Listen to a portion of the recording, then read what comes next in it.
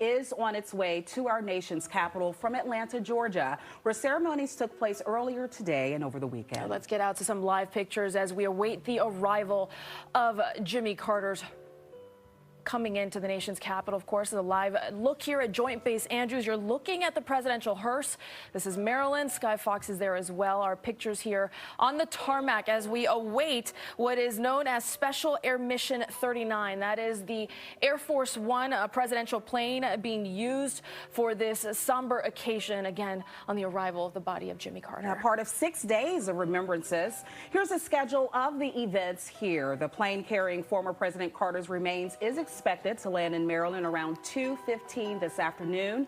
Then there will be a transfer ceremony at the U.S. Navy Memorial at 2:45, followed by a funeral procession at the U.S. Capitol. Once there, Carter will lie in state in the Capitol Rotunda from tonight until Thursday morning with an honor guard standing watch. All right, and as we look at those pictures and, of course, everything that's happening, we're going to take you back to the initial part of the honoring of President Jimmy Carter. Of course, this is from Georgia. The Carter Presidential Center in Atlanta has been open while the former president lay in repose. These are pictures, as you see, well-wishers there passing through that flag-draped casket. More than 23,000 people coming to say their final goodbye to the Georgia native. Carter, born in a small town in Georgia, Plains, Georgia. He was born in 1924 to peanut farming parents. He did attend the Naval Academy here in Maryland, marrying his college sweetheart, Rosalind Smith. He served in the Navy for nearly 10 years, where he ended his career there as a lieutenant, and then he went back home to Georgia, running that family business. He was eventually elected to state office as a state senator. That was in 1962, and before he went into the executive office, he was governor of the state of Georgia in 1970. Yes, representing the New South at the time. Now, this is video from around 11 o'clock this morning as the body of the former president left the Carter Center for Dobbins Air Reserve Base in Georgia. All right, let's take a look now at some of the Carter family's official condolence book. Obviously, in the modern era, you have the advantage of the internet and well-wishers also being able to sign this online. The public is invited to send their tributes for President Jimmy Carter. Tributes have been pouring in since the former president's passing on Sunday, December 29th. And we want to get right now out to our Lily Zhang, who's live at Joint Base Andrews. We are awaiting the arrival here of this Special Air Mission 39. And Lily, a little bit of a delay here leaving from Georgia, but this could happen here any minute.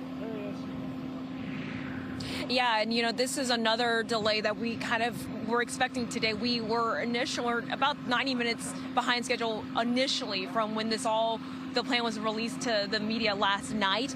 But so far, we're told we're just a few minutes away from the actual landing. From what we saw, like you mentioned, just a few minutes behind schedule in Georgia. We actually just spoke with the commander a few minutes ago. He tells us that to pull off an event of this size behind the scenes on the grounds, this takes roughly 3,000 or so people to make sure that this goes off without a hitch. Just an idea of some of the work we've seen with our own eyes out here is just making sure that all the ice is removed. So they've been working hard all morning to make sure that, again, all this goes off without a hitch. As you mentioned, Special Air Mission 39 is expected to arrive here at Joint Base Andrews around 2:15.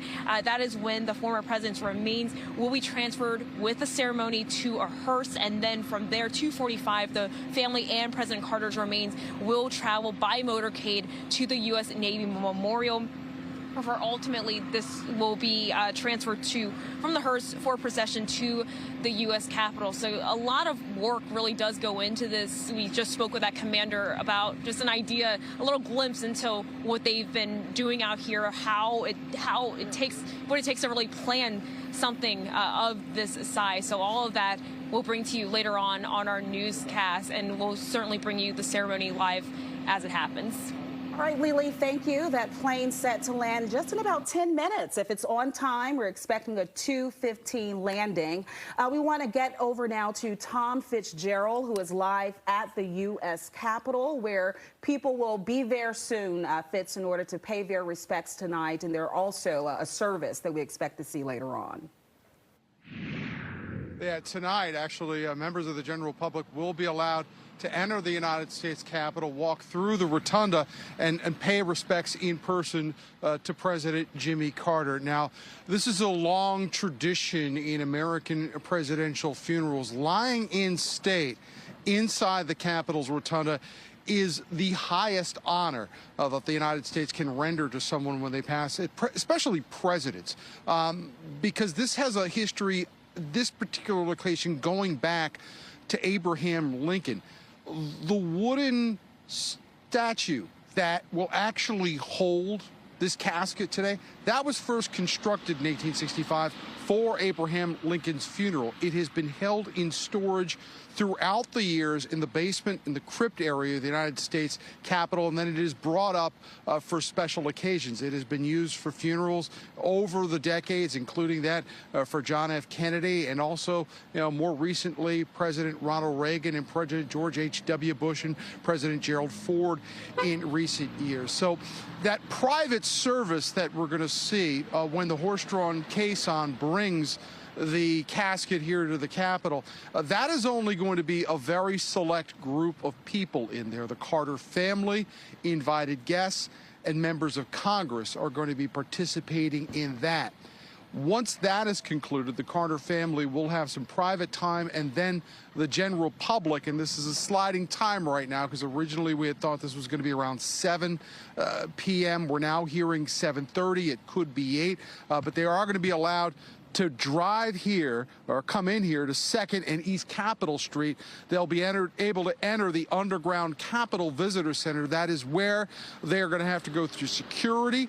U.S. Capitol Police have already told us that while people are allowed to bring in their cell phones, you're not allowed to take video. We'll have much more. We'll send it back into you. All right, Fitz, thank you so much. And let's get back out to that live picture there from our Fox 5 camera. We're looking at that Special Air Mission 39 as it is arriving to Joint Base Andrews. You can see it there. It is about to land, and this is going to be not just your average landing. As you can imagine, there's going to be a lot of pomp and circumstance, a ceremonial, if you will, with a special honor guard as we see that plane touch down there, move into position. Eventually, the Carter family, of course, will also join that motorcade as they proceed. Now, they're not going to go directly to Capitol Hill. We heard Tom Fitzgerald talk about the casket lying in state. It'll lie in state on the Hill. Obviously, look at the conditions there on that runway, which, of course, knowing all the snow that we got, make sure that that runway was in perfect condition for this big arrival. And that's part of the reason why this has been pushed back by about 90 minutes in terms of the ceremonies for today. But when you watch this plane comes in, this is the final time that Carter will be making his way to D.C. So you let that sink in, and you mentioned, Marina, his family. This is a man, of course, a father of 4, grandfather of 11, great-grandfather of 14. Family and faith were certainly at the center of his life and what was most important. Without question. And Marissa, I know you're from Georgia, and this obviously all started in Georgia, this big remembrance for a man that after Washington decided to no longer pursue politics, but instead give himself to the Carter Center and give himself to absolutely what his probably will be, without question, his legacy, which was his humanitarian efforts. Absolutely. A philanthropist through and through. In every segment of his life, even his career in the Naval service was about service. Without question. All right, let's check in right now with Matt Dallek. We've got him here with us to kind of carry us here. George Washington University professor and obviously historian. Give us a sense of what this means. Marissa talks about President Carter's final time back here in Washington, D.C. What does this really mean in the big picture, in the picture of history as it relates to the 39th president?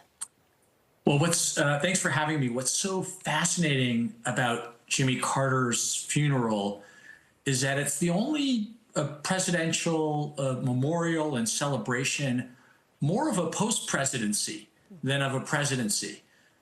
There's no one else that you can really, I think, point to who has had a greater, arguably far greater impact as an ex-president than as a president. And, he transformed the position of ex-president. He became an international figure like probably no other former president. And I think the outpouring that we'll see this week is because of the work that he did, not so much as president, but as you were saying, a humanitarian a peacemaker, someone trying to heal people, right, through public health initiatives around the world. When we talk about his presidency, though, which is certainly complex and nuanced, right? What do you see as being the highest points of it, and also areas where he was challenged? Well, he had more challenges than high points. Clearly, I think one of the highest points, if not the highest, was the Camp David Accords between Israel and Egypt. And that has a particular resonance today because of the war in Gaza. It's one of the historic agreements, peace agreements in the Middle East. It also extended and built on this idea of Carter as a peacemaker. And he was directly involved in those negotiations. There were other ways, though, in which he was really ahead of his time. He put solar panels on his roof. We just got solar panels put on our house within the past few months. He was decades ahead of himself on environmental issues. Challenges were many. The most notable, kind of obvious ones were stagflation, right? A huge inflation, much higher inflation than we've seen in the past few years. High unemployment, so-called stagflation. The energy crisis, the oil shocks, right? Where people had to wait in line for hours to fill up their cars with gas. And then, of course, the really horrible Iran hostage crisis, where dozens of Americans were held hostage for almost a year, hundreds of days in Iran. And that really damaged him. And he was really seen as feckless, as powerless to control the situation, bring the hostages home. And it was only a few minutes after Ronald Reagan, his successor, was inaugurated, that the hostages were, in fact, released. Matt, as we talk about that, because as Marissa said, challenge presidency without question. And here's the thing, born in 1924, died at the end of 2024, 100 years old. We were talking about this. So many Americans right now weren't even born for President Carter's presidency. So really what we know is what we hear through historians like yourself. How do you think time will eventually remember, even though clearly flawed, and there were many mistakes along the road, and I think you could say that for pretty much every president that has seen the White House. But also, in the end, when you make everything an aggregate here, what will be the sum total? It's a great question, and actually it's so fascinating because, in a way, he's followed a Harry Truman-like trajectory. When Truman left office, he was really unpopular. Carter, similarly, deeply unpopular. I mean, he got hammered in the 1980 election. He lost, I think, something like 49 states, right? It was a real landslide for Ronald Reagan. But as the years have gone on, a couple things have happened. One is he has been seen more favorably because some of the issues he championed, human rights, environmental concerns, peace in the Middle East, have become more salient. It's resonated with more people.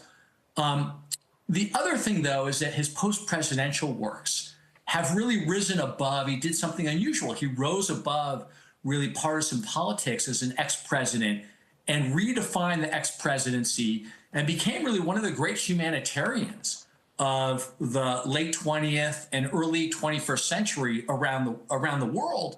And those two factors, I think, combined are going to be reflected in the outpouring this week, and I think have actually boosted the way in which the public and many people around the world view Carter's legacy. So he's really improved with age, and I think is viewed much more favorably now than he certainly was in, say, 1979, 1980. Yeah, without question, a lot of issues throughout his presidency, but no combat there, which was one of the pros. Matt, I'm sure we'll be talking to you much more as we continue our coverage here through at least 4 p.m. and we see the arrival here of Special Mission 39 back at Joint Base Andrews. And what's to follow here is going to be so ceremonial. And also, we talk about President Carter being an incredibly man of faith, a born-again Christian, and we're going to see how that ties in through what we're going to see here in the next couple hours in D.C. Absolutely. Even some of the music that will be played. I know we expect to hear Abide With Me, which is a very popular gospel hymn right there at Joint Base Andrews, when we hear some of the traditional ceremonial music following that. And I was reading some of the lyrics of it, and the end of it is, where is death's sting? Where, grave, thy victory? I triumph still if thou abide with me. He took his faith all the way, from the pride of plains to the presidency. You can't think of a more ordinary person to have lived such an extraordinary life as Jimmy Carter. Absolutely. And that's across the political spectrum. One thing I noticed online since his death on the December 29th, people of all political persuasions, ages, races, backgrounds said, you know what? He was just a decent man of character and conviction. And I think that's what Matt was alluding to. While, yes, his presidency, I mean, the way that Reagan was able to not just win the presidency following that second when he attempted re-election to the White House, President Carter, but regardless, after, it was how he lived with his life and how he gave back, really. We know his dedication to Habitat for Humanity, the hundreds, if not thousands, of homes that he built for people that were in absolute dire need, his dedication to Sunday school till the very end, as much as he could. But, you know, I think that nobody thought, even when he entered hospice, which was about 2 years before he passed, that he was still dedicating himself to God. I remember the night that announcement came out that he had had metastatic melanoma, cancer of the skin that had spread to his liver and his brain. And I was working in Atlanta at our sister station, Fox there. We got the word, and I reported outside of the Carter Center because it was a dire prognosis. We didn't know how long we were going to have Carter, and that was back in 2015, 10 years ago. And he fought his way even through that. You mentioned Habitat for Humanity, still building homes in his 90s, still preaching and giving Sunday school lessons at Maranatha Baptist Church in Plains, Georgia. So he kept going, and maybe that was one of the keys to his longevity. I think you're right, and I think that's why, regardless of his presidency, he's so beloved by so many across the political aisle. Again, we'll give you a live look here from that special Air Mission 39 arrived, a taxi that has now parked, and now they are waiting there as the passengers will move down those stairs, and you'll be seeing many of the people that were not just close to President Carter in terms of family, but also people that worked alongside him and that have been through much of his life that'll be part of this processional. In the meantime, let's head over to speak with Alan Sanders here, a former Time Magazine senior reporter and professor for political science at St. Peter's University. Alan, as we look at these pictures, we've talked to Matt. I'm sure you have, you probably remember this presidency. What stands out on a day like today? Well, certainly all the things that have been mentioned so far, and those things are important. But I think what stands out for me, and I think for many Americans today, is the humbleness, the decency that Carter embodied both while he ran for president, during his presidency, and certainly after his presidency. This is in such stark contrast to the politics of today, where bombast, vitriol, from the top on down dominate the political landscape. That's not true with Carter. I mean, he was a determined politician, and he could be cold and hard on many things that he did. But nonetheless, overall, he was decent, and he was a man of morals and faith, and he believed in compassion and in encompassing everyone that he came across. So that really was the hallmark of his humanitarian work after the presidency, the humbleness and the view that all of us are part of the same world. All of us are people, all of us are human, and all of us deserve a fair shot at having a decent life. When it comes to things that he passed, you know, during his presidency, his legislative achievements, is there one that you believe deserves more coverage in this conversation about his life and legacy? Well, yes, I think so. One of the very important things that he did, which has often been skipped over and not discussed enough, is that he basically integrated the judiciary. He appointed more federal judges than anyone in history. Now, he didn't get to appoint Supreme Court justices, but in the lower federal courts, he appointed something like 262 judges to the lower federal court. That's a record. But he made it a point to diversify the people who staff the judicial bench. So he appointed 41 women women and 57 minorities. That was a record. And I think it was more of these types of judicial appointments than combined for all prior presidencies.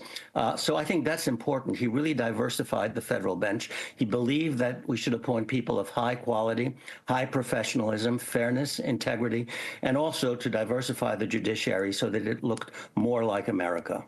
Yeah, I think there's a lot of talk about the late Justice Ruth Bader Ginsburg, who he did appoint to the Circuit Court, and while he was unable to appoint to the Supreme Court, and many would argue that is the legacy of a president, he did, to your point, Alan, set up what could be remembered as one of the greatest Supreme Court justices. And we'll definitely be hearing from our chief legal correspondent, Katie Barlow, who will break down more of what that legacy means. And Alan, right now we're looking at a special honor guard there moving into position as the Carter family will now disembark that Special Air Mission 39 for the military body bearer team that will remove the casket from the aircraft. So, John, we continue. Alan, I believe.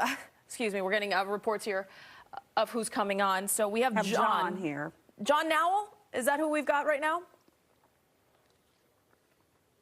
Okay, we're going to continue with these live pictures here of the Special Honor Guard. Again, you see that presidential hearse that'll await the casket to be removed from the aircraft. And in just a few moments, we will hear, as we normally do in these type of ceremonies, 4 ruffles and flourishes, of course, and hail to the chief, the 21-gun salute, and of course that gospel hymn I spoke about, Abide With Me. That's coming up in a few minutes. Yeah, and certainly we'll move you all through this as we get word of what's next to come. In the meantime, we've got John Naval with us, President and CEO of Navy Memorial. John, good to see you, have you with us. A very important point person that we get to talk to now, because obviously for when you talk President Carter, you also talk about his years with the Navy and what that means, especially as he began his career as a politician. But it all started there in Annapolis as a midshipman. Walk us through that part of his history. Sure, thanks, and it's I'm very proud to be here, and what an incredible day. As I'm speaking, we have about 80 midshipmen from the U.S. Naval Academy with the Superintendent and the Secretary of the Navy who will soon be out on our granite sea. We're proud that Jimmy Carter started at the Naval Academy. He went in with the class of 1947. They accelerated that due to the war, and he graduated in 46. And after that, after 2 surface ships, he went into the submarine service, a very elite service for the Navy. And he was on, his first ship was the Pomfret that was out of Hawaii and did patrols off the Chinese coast during the Communist Civil War. And then he was on the Barracuda. And then he was en route to the second nuclear-powered submarine, the Seawolf, when his father passed away and he had to head to planes. But we're very proud of his association with the Navy, and he credited that with many of the kinds of traits that made him successful later in life: hard work, perseverance, idealism. In the Navy today, we say honor, courage, commitment. President Kennedy embodied that. Excuse me, President Carter embodied that. You mentioned him having to go back to Plains, Georgia, in order to take over the farm after his father passed away from pancreatic cancer. And I've read that was such a tough decision for him. Even his wife, Rosalind, doubted if he was even making the right decision at the time. From what you know and your knowledge base, how tough of a decision was it, and how do you think his level of service immediately after kind of paid tribute to his work with the Navy right before? I think it was incredibly difficult for him, and he certainly said that. And for all who take off the uniform, whether it's after 5 years or after 38 years, that's not easy. He did stay in the reserves for another number of years, but he, I think, was always connected with the Navy. He always talked about the importance of the Navy, of sea control, and what that meant. But both he and Rosalind described it as one of the toughest decisions of their life. We talk about President Carter, and I think there's so much to talk about, but maybe his years in the Navy, especially one moment in Chalk River at the meltdown of that nuclear reactor. You go back to the quotes of how he remembers that day. And you talk about a president who pardoned draft evaders following the Vietnam War, who said, we have to unite this country. If there's anything I can do, this is what I will do. And yet he, himself a hero, going down in 90 seconds into a nuclear reactor just to basically change and move a screw, and then somebody else would come in, somebody else would come down. And he talked about that moment in Chalk River. What more do we know about special moments like those for the president and his time with the Navy? Yeah, you know, that stay time was about 90 seconds, and he received well more than the normal radiation dose that any human being should. So he was very courageous there. I'll also mention, while he was on the Pomfret off the coast of China, that he was standing watch at night in a storm, and he got washed out of the conning tower and overboard into the sea. He managed to grab hold of the gun mount that was about 30 feet aft. Otherwise, there would be no President Carter. So there were numerous times that he was in very challenging and perilous circumstances there. Submarine life, certainly today, but especially then, was hard, it was demanding, and it required someone who was relentless, and that was certainly President Carter. True patriot in every sense of the word, for sure. You mentioned the formation of the midshipmen from the U.S. Naval Academy and how they're certainly taking part in today's ceremonies. How are you all feeling within the Navy, your heart and mind, on a day like this to remember our Commander-in-Chief? Well, let me just start with the Navy Memorial. It's special for us because President Carter in 1980 signed the authorization to create the Navy Memorial. He charged us with honor, recognizing and celebrating the service of all those in the sea services, past, present, and future, and to inform the public. And so, one, we have a personal debt to President Carter, that he is why we are here and why we're the site of where the transfer ceremony will take place. I don't know that there's anyone in the Navy that doesn't feel very, very honored that he started as a naval officer. And that is exactly where that casket will head from Joint Base Andrews. What you're looking at now as these live pictures come in, this is the Carter family getting ready to see the arrival of that casket to begin the procession to the U.S. Navy Memorial. And again, the plane, as you can see, is packed with so much of his family, people who were with him through those years, especially in the later life, right, as it relates to his church and also his philanthropic endeavors. And a large family. I mean, we talk about him as a president, a Nobel Peace Prize recipient, a global humanitarian. Those lists goes on and on and on. But when you look at his children, his grandchildren, his great-grandchildren, he was just pop. You know? He was, granddaddy and great-granddaddy, and they have so many memories that they've been sharing over the past few days about him. And I'm certainly, sending my thoughts to the Carter family as well. Just 2 years ago, they lost Rosalind. Yeah. And that was a devastating time for the president, who was entering hospice at that time. And Amy Carter, his daughter, the youngest one, the first child to be in the White House in modern history. And it was at a time where the press, unfortunately, was relentless, was covering much of what she said during some of the debates, especially with Ted Kennedy, when he was up for a re-election and to be the Democratic candidate yet again in 1980. They were looking at Amy Carter, what she was doing during those debates, and she was just sitting on the side reading a book. And obviously those were challenging times for her. She's not done many interviews since, but we have heard eulogies of his grandsons who have spoken with just a beautiful and tremendous heart about their grandfather. And let's listen in here for a second here, because I believe what's going to happen is we're going to start to see the casket being drawn and removed from the aircraft as they begin this processional. But in the meantime, while we wait, Alan, let's bring you back in here. You see, obviously, the pictures that are coming in. And while we talk about this, the 39th president leaving office in 1981, so far removed for so many Americans, and yet still such a big moment for our country. Yeah, absolutely. I mean, the death of a president, the death of a former president, the death of any top leader in the United States is a moment for reflection, a moment for ceremony, and a moment for thinking about where we have been and where we want to go into the future. And so I think the ceremonial aspects all allow us to provide time for thinking about all of those things. It's a moment of truth for many politicians. It's a moment of truth for many Americans who recall where they were and what they were doing during the term of a dead president, such as President Carter, and where they want to be today. So the ceremonial aspects are just not for respect for the fallen leader, but they're also for us to start thinking about our lives and where we want to go.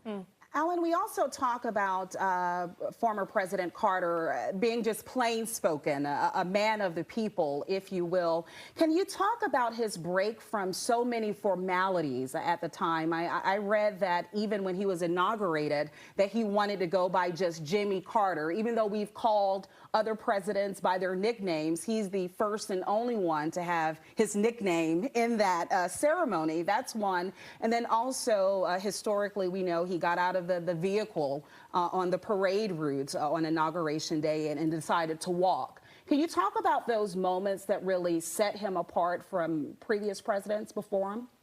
Yeah, well, you certainly mentioned two of those things.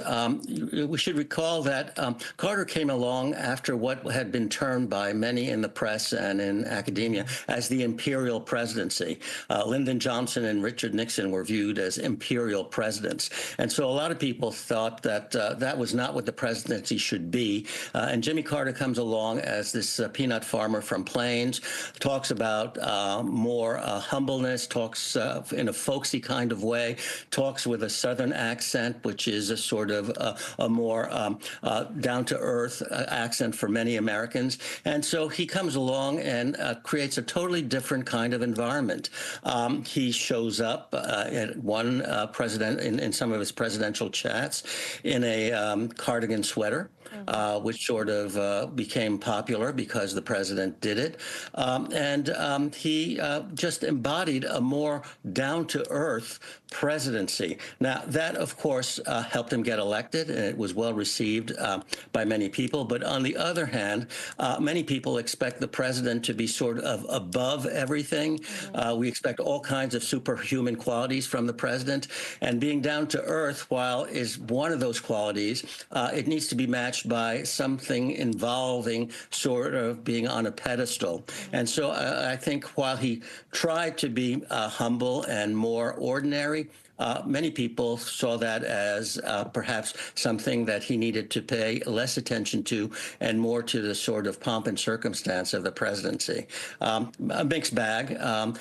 Today, of course, we head into a presidential epoch where the imperial presidency seems to be back. And it's sort of interesting to think back to Carter as being the guy who said, no, we need a more ordinary kind of person and personality and trappings of the presidency. We should point out that for the funeral, which will be at the National Cathedral on Thursday, all living presidents, including the president-elect, will be present for that moment. But you talked about his beginnings, where he came from. A dark horse candidate when he first ran, really unknown outside of the state of Georgia, from the Deep South, which was something also that was first-timer, or at least in the modern sense. We've obviously saw the Bushes come along later from Texas, but for Carter, he really tread the road there, and he was a trailblazer for others. Oh, yeah, absolutely. I mean, his whole background is kind of interesting. We've talked about his Navy background. He was an extraordinarily intelligent person. He worked on nuclear development for submarines, and so his intellect was absolutely brilliant. He was one of our more brilliant presidents in terms of intellectual capacity. But on the other hand, that didn't go to his head. He believed that he belonged back home to continue with the family farm, and he never felt ashamed about that. He believed that good, hard work was the thing that sort of nobilized people, and he tried to show that in the way he led his life. So it's kind of interesting. He could have been part of the elite, and in fact, he was part of the elite when he did his work with the Navy, but he also showed that you can be an elite person, a high academically minded person, but also sympathize and lead a kind of normal life the way most Americans do. Even in his post-presidency, I mean, we talk about his work with the Carter Center and other humanitarian efforts. He also wasn't shy when it came about sharing his opinion with presidents about what was happening both on the national and their international front. Can you talk about his presence that continued to loom over those affairs long after he left office? Yes, well, he was much involved in monitoring elections around the world, and he was also involved in negotiating agreements with foreign leaders abroad as a private citizen. Now, sometimes he was called upon by presidents to do that. He had the prestige of being a former president. He already had built some prestige about his humanitarian efforts. So he was looked upon well by presidents to do that. However, there was a limit, and some presidents, including I believe President Clinton, thought that sometimes he was an interloper and sort of went off on his own to do international diplomacy when, in fact, the president, the sitting president, said, well, you know, I'm the president and I'm the one who should be in charge of figuring out how to deal with foreign leaders. So it was a mixed bag, and he got a lot of respect for monitoring elections, for negotiating agreements, for pursuing health around the world, and the Carter Center did some amazing work in trying to bring healthcare to various underdeveloped parts of the world.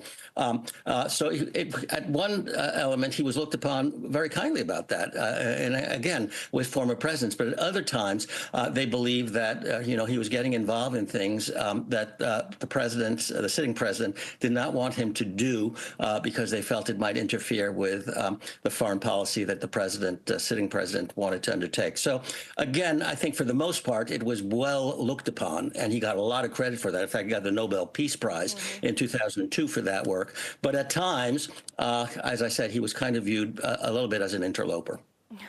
Well, certainly a lot to be said about his presidency, his legacy, but as you say, the one thing that everyone agrees upon is that he was an incredibly astute and intelligent person. Now, what happened during his presidency, of course, up for debate still amongst most scholars. Alan, we'll stay with you here for the coming hours as we continue our live coverage here. Our live pictures coming in from Joint Base Andrews. You can see family still gathering, waiting for this to get underway. At about 2:15, we saw the landing there of Special Air Mission 39. That is, of course, the Air Force One plane that is used for these special occasions. It is now in position as we await the Special Honor Guard and, of course, the pallbearers to continue with the casket transfer. And we know that right after this, they will then head over to the U.S. Navy Memorial. So we want to bring back in John Naval, President and CEO of the Navy Memorial, to talk more about what we can expect to happen during that ceremony. Welcome back. Thanks. Great to be back. So well, please go ahead. To Marissa's point, could you walk us through what happens once the processional arrives at the U.S. Navy Memorial? Sure. So as the hearse comes up, there will be the horse-drawn caisson, as well as a contingent of the honor guard from the services. You'll have about 80 midshipmen from the U.S. Naval Academy, representing the 1,200 midshipmen that are there. And they will be on either side at the end of what we call our Grand at Sea, but facing Pennsylvania Avenue with the Secretary of the Navy and the Superintendent of the Naval Academy, so Secretary Carlos Del Toro and Vice Admiral Yvette Davids, who will... John, I'm going to interrupt you for a second here because we're going to listen in as this special ceremony of the casket removal starts.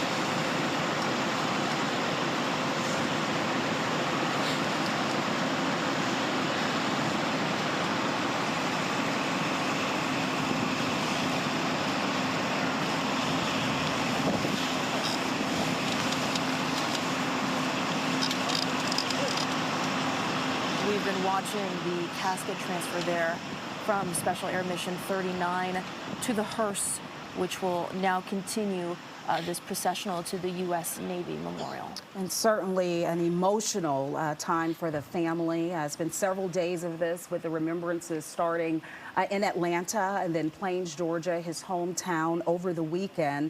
And when you watch that and you hear the music, and we've been talking about his life and legacy, both politically and personally, I think one of the greatest lessons is that he taught us that public service is not just noble, but it's necessary. And you just have to find your lane within it. And I think so many members of his family, they're continuing that legacy. We were talking about his daughter, Amy. Even though she did not lead a political career, she served on the board of trustees of the Carter Center to continue her father's work, and we're seeing that also with his grandson, Jason. Yeah, and he not only preached it, he walked that line, which I think is very important as well, from the very beginning, when he decided, when he was a student at Georgia Tech, that he would enter the academy, the Naval Academy. We have John Naval still with us here.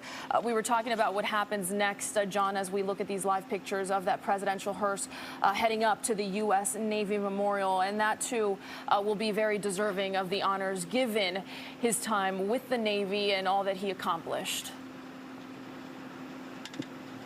It certainly will be, and you mentioned his interest in the Naval Academy, and actually it went even further back to the first grade, and as he was in grammar school, so he relentlessly pursued that. So it's pretty special that you'll have a contingent from the U.S. Naval Academy, 80 midshipmen that will be in ranks. That was at the request of President Carter. As the hearse pulls up in front of the Navy Memorial, and the Granite Sea, and that honor contingent, again, with the Secretary of the Navy and the Superintendent of the Naval Academy there. You will hear the Navy Band play ruffles and flourishes and hail to the chief. That's what we do for our presidents. It's the way that we signify that someone of that level is there with us. It's in all of the ceremonies, and indeed will be in this last ceremony. And then you will see a similar transfer ceremony to what you just saw, but it will be to take the president's remains from the hearse to a horse-drawn caisson, and that is something, a tradition that goes back many, many years. It signifies the loss of a leader, and I believe that it was first used for President Abraham Lincoln. So a very meaningful ceremony indeed. If I could mention one other thing that I think will be significant, behind the Honor Guard and the contingent from the Naval Academy, you're going to see a lone sailor statue.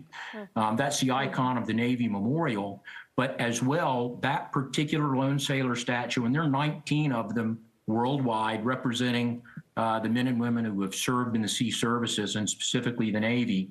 But that has artifacts from 8 ships that are very, very special to the Navy and the nation. Ships like the Constitution, the Constellation, the Maine, the Hartford, Farragut's flagship during the Civil War, the Enterprise and the Ranger, famous carriers from World War II, and the second nuclear-powered submarine, the Seawolf.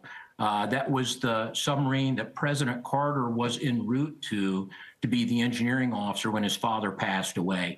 So artifacts from those ships in that lone sailor statue. That is incredible. John, I was sitting here thinking about how this day and age we're so polarized in our politics and almost singular in our thinking. And I think you and others who have served this country so bravely and justly, you think broader than that. And so I'm curious to know, what message do you think we can all learn from Carter's life and others about being of service to the greater good? I think that for those who have served, and again, I was in the Navy, 42 years if you count the Naval Academy. But when we look at someone like President Carter, or when we reflect back on our service, we hope that all could say that they were servant leaders, that it was about the nation, about the Navy, about what we could do for others. And again, I think President Carter always talked to the fact that starting at the Naval Academy and the Navy taught him those kinds of ideals, honor, courage, commitment. Frankly, being a continual learner. It's already been remarked by some of the other commentators. One, he was incredibly intelligent. Two, his quest for knowledge was pretty remarkable. And that, quite frankly, is what we need and expect in our sailors today when you look at the challenges around the world. So he really is just a great example of how to lead your life in a way that you would be proud.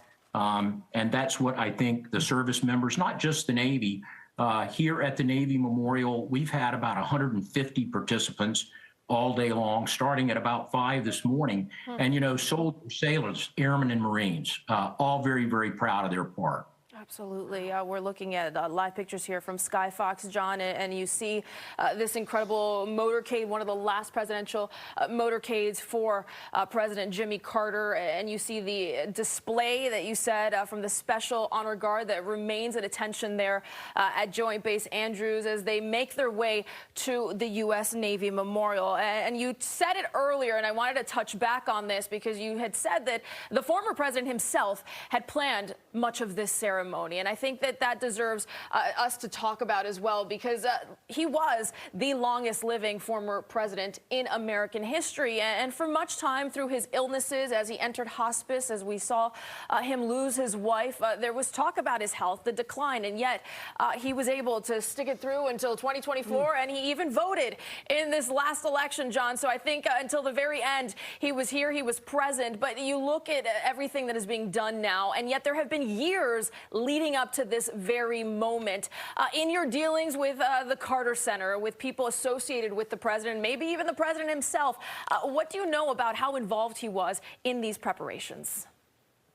Well, so I was not personally involved with the president, but I can tell you that my understanding is that he was very involved. And I think he was very involved in most everything that he did from everything that I have learned and known about President Carter. So I think it was certainly with purpose of forethought that he said that he wanted the transfer ceremony to take place in front of the Navy Memorial, a place that he helped to create, both the Navy Plaza, our Granite Sea, and the Visitor Center. And he wanted to make sure that we had a place that honored, recognized, and celebrated, but then that informed the public piece. So, I don't think we can understate how much time he and the family spent into the details to make sure that he would be appropriately honored, but in a way that was special to him, and that really carried forth that special bond that he had and will always have with the U.S. Navy. Yeah, it certainly has his touch, his stamp on it. John, thank you. We want to go back to this live view here of the motorcade making its way from Joint Base Andrews to the U.S. Navy Memorial. But we also have Fox 5 reporter Lily Zhang. She is live at Joint Base Andrews. And Lily, we've been watching cameras here and talking about Carter, his life and his legacy. You are on the ground out there. So tell us, what was the experience like? So this ceremony lasted about 30 minutes or so. I think we touched on this a little bit earlier, that President Carter was a leader, but to so many, he was just a family member. And as you saw here, there were dozens of family members gathered for this very somber. You probably saw it from your camera, your views, that there were moments of silence at a time here. So as a whole, I would say the mood here was very somber, but it was all due to respect and honoring the life of the former president. As you mentioned, the motorcade now is on the way to the U.S. Navy Memorial, so we'll continue our coverage throughout the day here as well. But for now, I believe they're actually asking us to start getting wrapped up here at the Joint Base Andrews. I can imagine, Lily. We hear the wind whipping. You can see there on our screen as we take more live pictures as that motorcade continues its way over to the U.S. Navy Memorial. 35 degrees out there. So for so many of Carter's family that was there present from Plains, Georgia. I was about to say, they're not used to that in Georgia. I know. I grew up there. This is definitely different. Tough weather, certainly. The snow, too. Look at the conditions. Regardless, in snow or whatever the case may be, the president is getting the honor regardless. And this commute generally with traffic considering would take about 30 minutes getting from Joint Base Andrews all the way to downtown D.C. The U.S. Navy Memorial, if you're unfamiliar, along Pennsylvania Avenue. It actually is a part of the inauguration route. So the presidents do pass through this place and will, of course, end up there live in a couple minutes here. But I imagine with the presidential motorcade, they will, regardless of snow or weather conditions, they'll be beating some traffic. Yeah, they don't have to worry like the rest of us do. Different things with that, for sure. We want to bring back in Alan. Alan, did you get a chance to watch everything that just took place at Joint Base Andrews? And if so, what went through your heart and mind? Yes, I watched it, and it was very moving. And I just wanted to second something that Vice Admiral Noel said about Jimmy Carter planning the funeral arrangements and the family planning the funeral arrangements. A little known fact is that very early in every president's term, the protocol people of the military and so forth approached the president with the very delicate task of asking the president how he would want his funeral to be conducted. And that's a function of both the fact that many of the people who occupy the Oval Office are of a certain age, but also sadly that we've gone through and seen assassination attempts of presidents. And so one of the things that all presidents do is they are very much involved in how they want to be remembered at the funeral and the kind of places they want to visit, as part of the funeral procession. And I thought it's quite significant that President Carter wanted to go to the Naval Museum, both because it was an important part of his life, but I think equally important because he wanted to honor the people of the Navy with whom he served. And so that struck me while I was listening to the Vice Admiral speak. The other thing, which is kind of interesting to me, is we're now kind of in inaugural mode as we prepare to inaugurate the 47th president. And I was struck by the fact that another president who lay in state at the rotunda of the Capitol, John F. Kennedy, said something very famous at his inaugural address, which I think characterizes very much Jimmy Carter's life. And that is, we all remember Kennedy saying, "Ask not what your country can do for you, but ask what you can do for your country." And I think Jimmy Carter's life answers that call by President Kennedy very beautifully. And I think all the ceremonies that will surround his life will recall to us that Jimmy Carter really lived by that statement, that very famous statement that Kennedy made at his inaugural address. And we're watching that presidential hearse. It's that leading car in the motorcade heading down to the U.S. Navy Memorial. Alan, we see these pictures of snow-covered Washington, D.C., a very cold one for the Carter family and friends, of course, from Georgia, who are probably packing as many layers as they can on a day like today. But the funeral will be on Thursday. It will be the somber moment, or the last before he heads back to Georgia. And he's laid to rest at his home next to his wife of 77 years, Rosalind. And I know as a historian, we cannot speak of the president without speaking of his wife, who was with him for so many of the big decisions, who was there through and through 77 years of life together. What can we know about their life, not just in the White House, but as they continued on through all their endeavors in their later life? Well, this is a couple that is really, for the ages. That is to say, they really loved each other. It was a love affair when they were young. It was a love affair when they were in the White House. It was a love affair as they grew old together in the post-presidency. But not only was it deep love between the couple, but she was also a strong advisor to the president, as many first ladies are. And if I recall correctly, during Jimmy Carter's presidency, Rosalind Carter sat in a couple of times at cabinet meetings to listen and to offer her advice, presumably to the president after the meetings. So she was very much a political force for Jimmy Carter, and she participated very actively in his family life, certainly, but in his political life as well. And many times he said, he would not be the person that he was without Rosalind Carter having been by his side and prompting him on and advising him and counseling him and being there in times of need. Well, certainly a love story for the ages, Oh, yeah. as you just said. I want to talk more, Alan, about Carter's legacy in the arena of civil rights and human rights, because I know when he became governor of Georgia in the Deep South, certainly at that time, it was steeped in racial tension and division, and he had to make certain moves to appeal to a demographic in order to get the seat. And then once he did, he tried to make changes for people of color. Can you speak to his policies on those issues as president of the United States? Yes, well, he was very much a supporter of civil rights. He was very much a supporter of the Equal Rights Amendment, which was very much in play during his presidency. Of course, it was never ultimately ratified as part of the Constitution, although there's still efforts today to make it part of the Constitution. He supported that. He was a very strong civil rights advocate. He, as I said before, very much brought minorities into the judiciary, appointed a record number of minorities, but also did so in political positions as well, not just for the judiciary, but in various parts of the administration. He pushed for equal rights for all. He strongly believed in that. And he did that not only during his presidency, but during his post-presidency when he supported human rights around the world as the post-presidency role that he took on. So he was very much active in that kind of way. And, when people asked him about why are you appointing in the context of judgeships, but it would also have been true in the context of his political appointments, why are you doing this? It takes a lot of courage to appoint people, who have been underrepresented. And he just simply said, the time has come. The country is ready for it.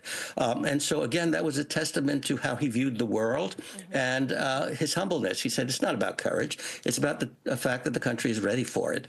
And that said as much about the man as it did about the policies that he undertook to promote civil rights and to promote equal rights for all. Definitely, Alan. We are going to regroup here at the top of the 3 o'clock hour as we continue our coverage here on Fox 5 of that final goodbye for President Jimmy Carter. And Marissa, we're talking to Alan here, and you talk about segregation, the South, the son of a white supremacist, his mother going into the Peace Corps at age 68, which it's never too late to give back. And I think Jimmy Carter was a living legacy of that, and he will hopefully continue through his family and so many that love and adore him. Yeah, and also grew up with humble beginnings. I mean, you're talking no running water, electricity, didn't even have shoes until he was in grade shoes. So he understood the plight of all. Absolutely. Let's go out to our Tom Fitzgerald now, who is out on Capitol Hill, and eventually that's where everything will wrap up. But we're seeing that motorcade make its way to the U.S. Navy Memorial, and so many people getting ready for that big moment. Fitz? Yeah, a lot of people have lived in Washington for a while who have seen these presidential funerals. Elements of this will look very familiar. You will see that horse-drawn caisson, which was used in, funerals dating back to John F. Kennedy. That will be brought here by the U.S. Army's Old Guard. Those are the soldiers who perform funeral duties over at Arlington National Cemetery. Now, while it is the Army caisson that will actually bring the casket of the president here to the United States Capitol, it will be an honor guard made up of service members from across the spectrum of the United States military who will actually carry that casket up the steps of the east front of the Capitol into the rotunda. It is not an easy thing to do. We have witnessed it over the years, but they will render those honors to the president and then eventually lay his casket down on a bearer that was first constructed, as we told you earlier, for the funeral of Abraham Lincoln. It has been cared for, maintained over the years, stored in the crypt in the bottom of the United States Capitol, which was originally designed as a possible burial place for George Washington until Washington himself made it his wishes known that he wanted to be buried at Mount Vernon instead. So that crypt has remained empty. But all these years it has held this bearer, which today will be used for President Carter's funeral. One of the interesting things to keep in mind when you see that casket go up the east front steps of the Capitol today is that as we sit here in Washington, D.C. right now, a little less than 2 weeks away from an inauguration of a new president-elect, Jimmy Carter, it turns out, was actually the last president to be inaugurated on the east front of the Capitol steps.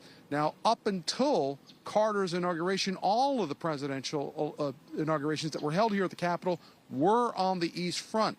In 1980, the inaugural committee decided that because the east front of the Capitol was often in shade in the morning and during these cold January days was, quite brutal on a lot of the crowds that had come out here to watch these inaugurals, they decided to move the inaugural ceremonies over to the west front, which, as you know, is a sunnier, more spacious area. And since, Ronald Reagan, all of the inaugurals have been held over there.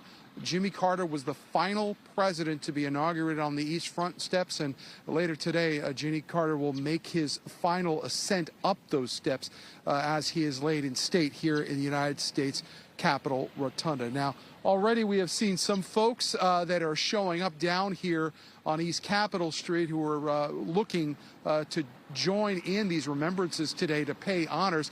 They will be allowed, we are told right now at about 7:30, to line up, go through security at the Capitol Visitor Center, which is underground of the east front of the Capitol, and then proceed up to the Rotunda, where they will be able to file past President Carter's casket.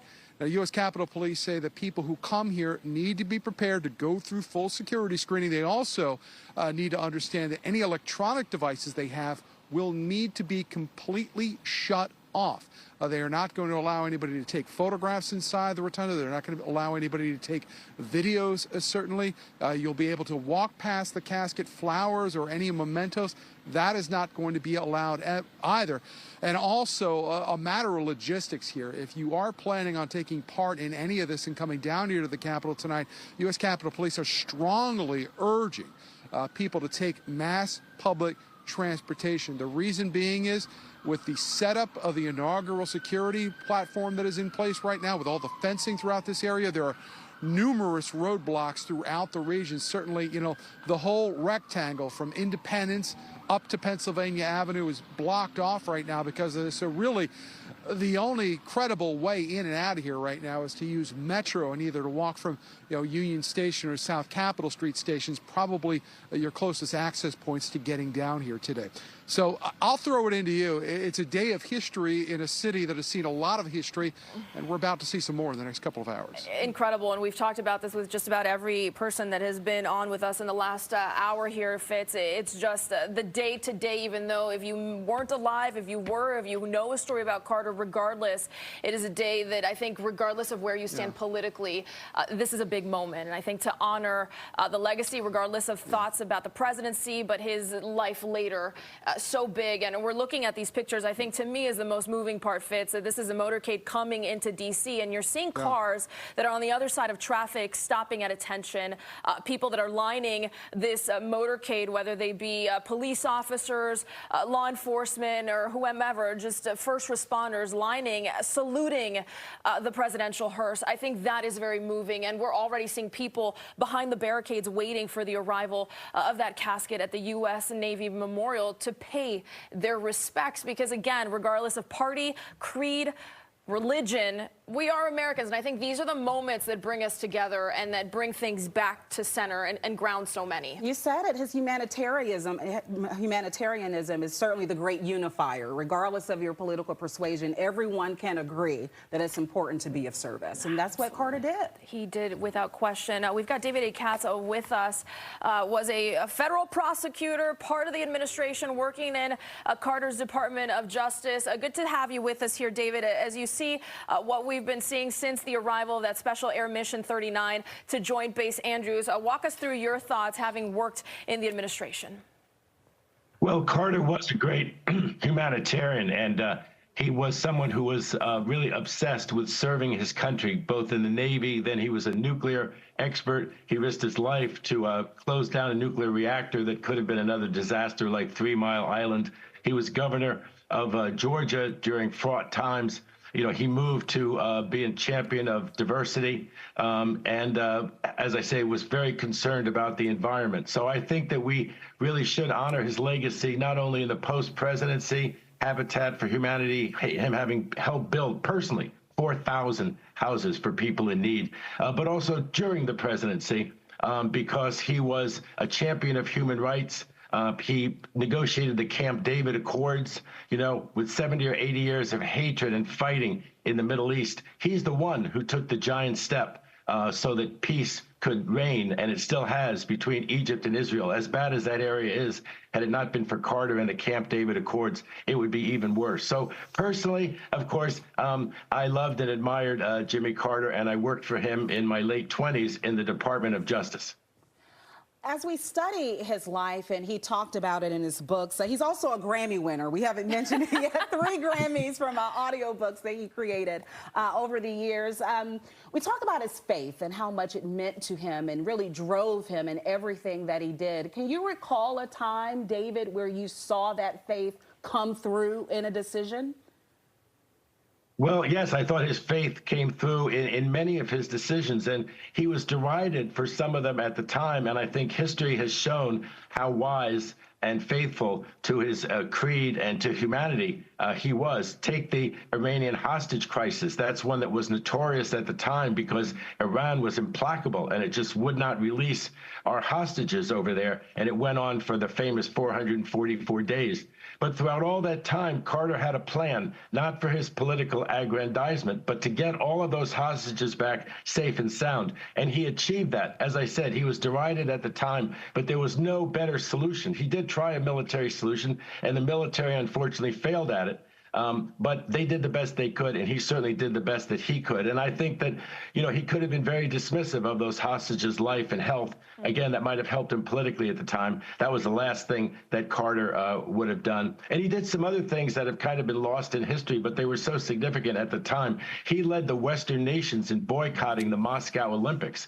And that was a huge slap in the face to the Soviet Union, and was part of the demise of the Soviet Union. He also, you don't think about this, I think people of your age, but he actually increased our military spending. He and then Reagan increased our spending, and that's, of course, one of the things that brought the Soviet Union down finally. And as bad as things are in Ukraine, believe me, they were worse when the Soviet Union and the Cold War were threatening our very existence. And we're watching this motorcade continue to make its way towards D.C. And David, we'll put up some pictures here as that horse-drawn caisson, that historic piece, will carry that casket to the Capitol as well. It has arrived now at the memorial. David, when we talked about this in the earlier hour with some of your fellow historians here, and of course you being someone that worked on under the administration in the judicial sense, many would say that for a president, their legacy lies in their appointments to the Supreme Court. And yet we know that President Jimmy Carter did not have a single appointment to the Supreme Court, except had it not been for his appointments to federal judgeships, to circuit courts, we may not have seen Justice Ruth Bader Ginsburg. We may not have seen other big moments on the Supreme Court. You worked in that Department of Justice. I know a lot of people maligned the presidency for not having any appointments, and yet still he was able to achieve in another way or fashion what he did in those appointments. What does that mean to you, and how do you reflect on that as time has now passed? Well, you know, I was there in the Department of Justice, and one thing that was interesting, actually in Main Justice in Washington, D.C., and one of the things that was interesting was that the great Justice Thurgood Marshall did not resign. And people expected that he might, so that Carter would have a pick, but that was not in the cards. So he had the one term, and Carter didn't have a pick to the U.S. Supreme Court. But you just mentioned RBG. RBG was someone that Carter found. She was teaching at Columbia Law School, put her on the appellate court, and then she ascended to the U.S. Supreme Court. And you look around now, you know, your generation, and you see all of these women in such prominent roles in media, in law, medicine, engineering, head of companies, you name it. That happened because of their achievements and their drive, but it also happened because Jimmy Carter was receptive to it. Jimmy Carter put a large number of very talented women on the federal appellate courts, also the trial courts, but he was very much known for his federal appellate appointments, which in the Ninth Circuit out here in California, for instance, included, I think, maybe 3 or 4 out of 6 or 7 picks that he had. That was extraordinary then. To pick more women for the appellate court than men was extraordinary in those days, and Carter did it, and he found just absolutely excellent people. As I mentioned, he found RBG for the Second Circuit in the New York area, also in Washington, D.C., and the names go on and on of very prominent people that he found. He also believed in affirmative action and in things like childcare, which, of course, that's a huge thing that helps women get out and compete in the job world, that they have some childcare assistance, including funded by the government. After Carter, a lot of those initiatives didn't go anywhere, but his heart was absolutely in the right place, and his spending pen was in the right place.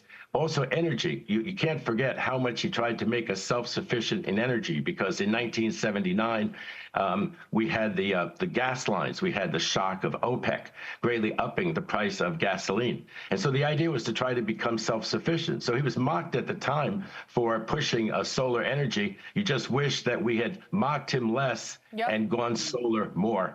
Well, the first president to put solar panels on the White House. So clearly he was ahead of his time. And to your point, I think history corrects a lot of people who have a lot of opinions at the time. And I think we're seeing much of that with President Carter.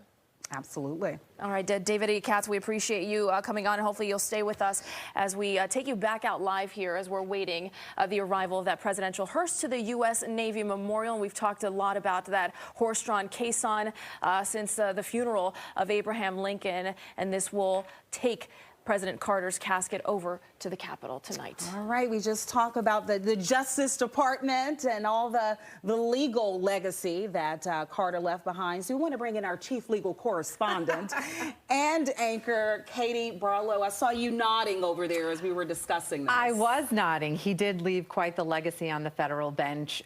He made the most picks of any single-term president, actually, and that's because he got a little lucky. In 1978, we passed a law that allowed 150 more judgeships, and he got to appoint all of them. I love David Katz. He comes on my show, but because it was a hometown issue, I am going to say Justice Ruth Bader Ginsburg was on the D.C. Circuit. She was right here on the Federal Appeals Court, not the Second Circuit. And but for Carter's appointment and her husband's advocacy, Marty, she would not have been on the Supreme Court. He also appointed soon-to-be Justice Stephen Breyer to the First Circuit up in Massachusetts. But I'm actually not here to talk about judges. We're going to talk about how President Carter actually elevated the role of the vice presidency. He did more to elevate that role than anyone has in history. And the founders of our Constitution kind of give the vice presidency short shrift, really. The vice president had 2 important roles. The vice president was supposed to have a heartbeat to take over in case there was a need, should the president pass away or need that to happen. And then the vice president serves as president of the Senate. That's all the Constitution says. We saw yesterday Vice President Kamala Harris fulfilling that role as president of the Senate as Congress certified the election of President-elect Donald Trump and Vice President J.D. Vance. But long before that was President Carter, who really made the vice president the first real equal partner or vice partner in the White House. And he did it even before he got to the White House. He did it in the selection process. For the first time, we saw interviews. We saw background checks. We saw him soliciting feedback from people around him and from the American people about who he should pick. He, of course, ultimately picked Walter Mondale. And that process looks a lot like what we see now, but that was not what happened at the time. And Carter was really the first one to do that. Then on the campaign trail, he continued to elevate Mondale, giving him briefings and allowing him to have press conferences. And then in the White House, he gave Mondale his pick of whatever office he wanted in the White House, really making true on his promise to Mondale, who probably wouldn't have taken the job, of elevating that role. And historians really credit who Carter was as a person for his decision there. Part of it, they say, was that he didn't have the insecurities that some other presidents may have had leading up to that point, not wanting to elevate a number 2 in a political arena where that could maybe be a problem.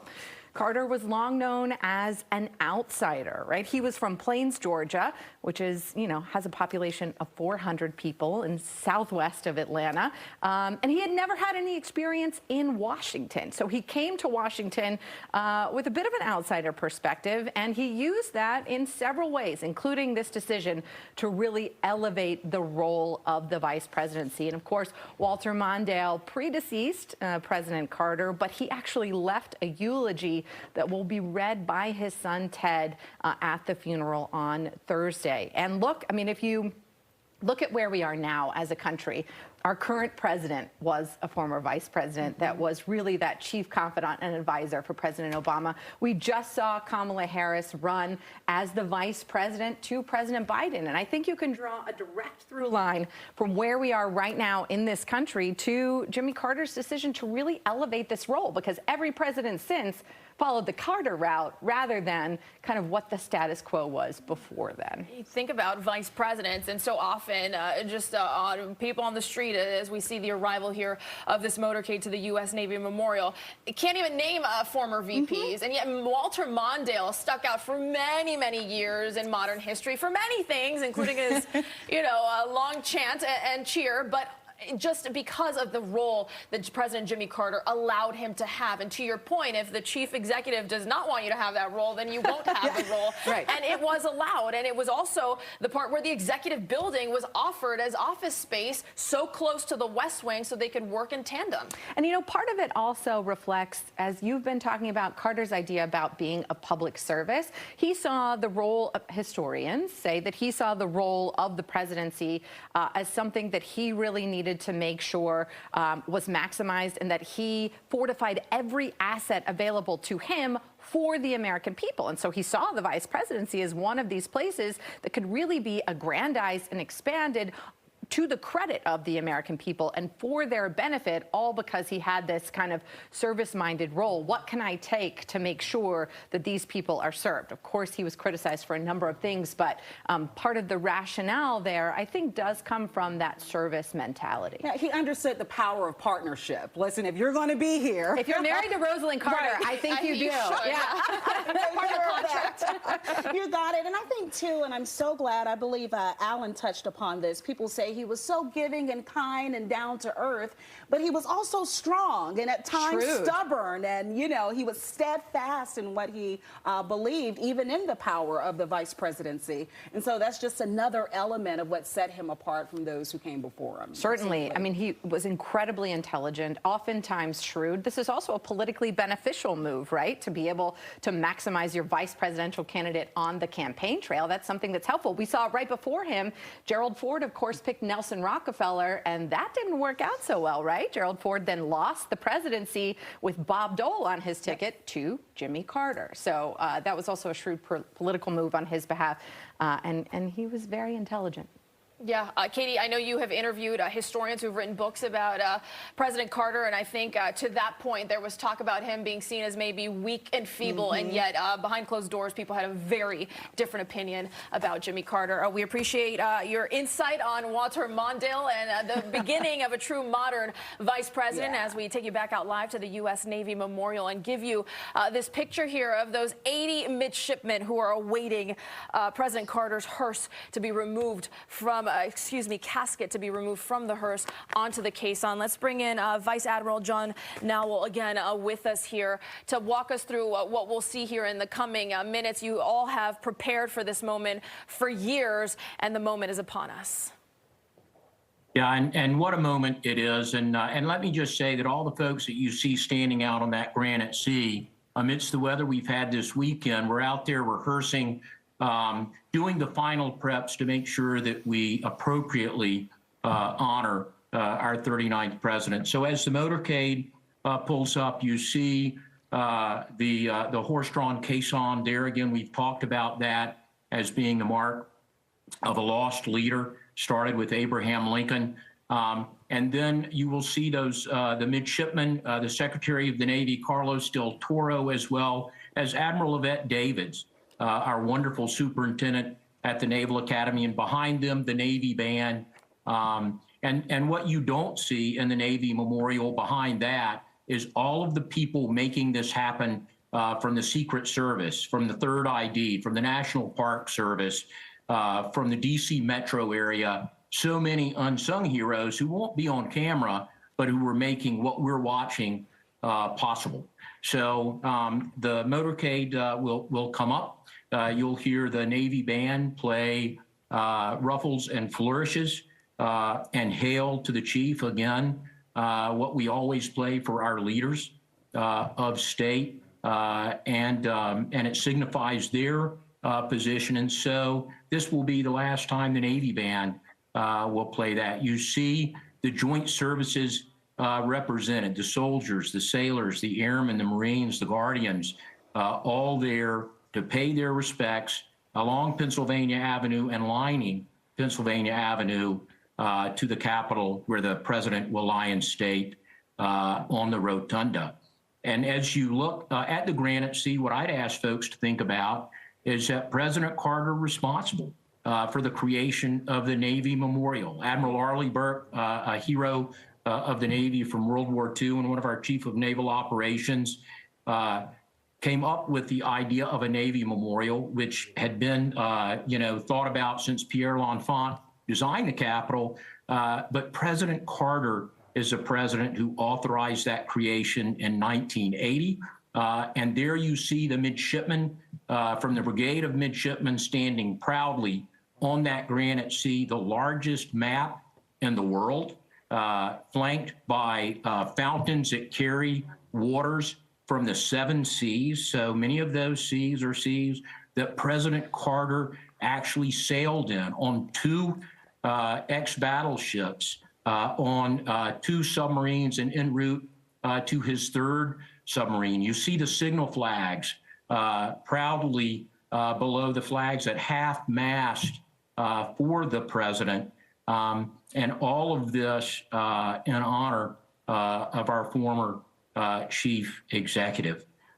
So I will also mention that as folks come down for visitation, please come to the Navy Memorial. We have a condolence book for the family. We'll be sending that with the flag that you've seen flying over the granite sea during this transfer ceremony.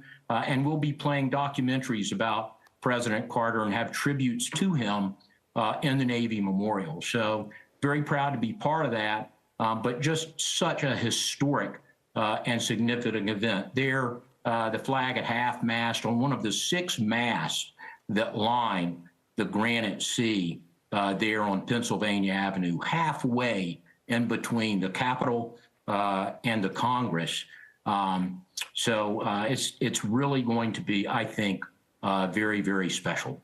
And it is, as we await that moment where we see that, John. We want you to stay with us so that we can come back to you so you can walk us through what we see as soon as that moment takes place. But an incredible display of law enforcement from across the region, from everything from federal partners to, of course, D.C. Police's Special Operations, and making sure that these roads are ready for what we're about to see as that casket will finally enter to the Capitol, and then we will see President Jimmy Carter lie in state until Thursday. All right, we want to bring in David A. Katz back with us again, and a reminder of viewers that you worked in the Justice Department at Main Justice here in D.C. under the Carter administration, and this final farewell that will continue into Thursday. David, just final thoughts here. Well, my final thoughts are that it's wonderful that the country is honoring the service of President Jimmy Carter, both during his term in office and, of course, during the wonderful things that he did during his post-presidency. I think I mentioned that he personally built 4,000 houses. He could have devoted himself to all sorts of things, but he didn't. He kept with public service. I mean, every day of his 100-year life, he helped other people. Sorry about that. He was helping other people. And I think that says a lot about his legacy. And I think that in terms of remembering his term in office, I think he tried to move the country in a very good direction. I think that with retrospect, people can see that we certainly need to do something about environmentalism. And he saw that early on and tried very hard. And I think, now we're really addressing those problems a little bit belatedly for the planet. But I think the country is resolved and the world is more resolved now to resolve those. And certainly his search for peace and for human rights. I mean, it's very hard to imagine. When I went to college and law school, all of Latin America, except for 1 or 2 countries, had military dictatorships. By the time Jimmy Carter came to office and started his human rights policy, there were democracies proliferating all over Latin America. That didn't happen by accident. And all of the other things that he did to have peace in the world, and he was stalwart and stern about it. He wasn't some pushover or some unilateral disarmament person. As I said, he stood up to the Soviet Union. He increased our budget on the defense side, but he also tried to help on the domestic side, and particularly with energy. And the last thing I want to say is that he ran into a juggernaut named Ronald Reagan. And I don't think that anyone in 1980 could have beaten, former actor, charismatic Reagan. But that wasn't because of any failure or fault in Jimmy Carter. He ran the country as best he could. The Fed raised interest rates. That wasn't something he did. He wanted them to be brought down, but the Fed kept raising them. And then, of course, the situation with the Iranian hostages that everybody remembers so well who lived through it. He really did handle that situation well, not demagogically, but he handled the situation well and got them all back home safe and sound. Yeah, all of them being released on He also seized a lot of Iranian money. All this controversy about the Iranian money that was returned, that's because Carter had the wits to seize it at the time. And that was one of the things that gave him leverage with Iran to finally send us all of our hostages back safe and sound. So there's a lot more to Carter, and there's a lot more good. And it's great that we're having this ceremony and that we're thinking about his legacy and all the positive, wonderful things that he did for America. Really quickly, I hear, David, I'm curious to know, even though he was committed to service, not just nationally, but globally, all over the world, do you believe that crushing defeat to Reagan played any role in how fervently he continued to give back the 44 years post-presidency? That's a great question, but I think if he'd have served another 4-year term, and I think if he'd have run it against just about anybody but Reagan, he would have won a second term. He did beat an incumbent president to win his first term. So I think that he would have served another 4 years. I'm a Democrat. I think the country would have been much better for it. And I think he would have had the same post-presidency and done the same wonderful things for the world. I think that was deep in him, in his faith, in his sense of accomplishment. And I'm glad that we're talking about the Navy midshipmen and everything else, because he graduated from Annapolis. He was a military hero. People your age don't think of him that way, but he was a military hero. He was in the nuclear submarine program with Admiral Rickover. And he saved us from a nuclear disaster by volunteering for a very dangerous mission. That's the Jimmy Carter that I knew, admired, and revere so much. Yeah, and Chalk River, we talked about that earlier. David, we appreciate all your insight, having served in the Carter administration. Thank you for being with us here on Fox 5 as we continue our coverage here of that final goodbye for President Jimmy Carter. We are watching these live pictures as the ceremony has now begun at the U.S. Navy Memorial for that final goodbye to memorial that he, the former president, was behind. He wanted help make happen and is now saying that final goodbye to the 39th president.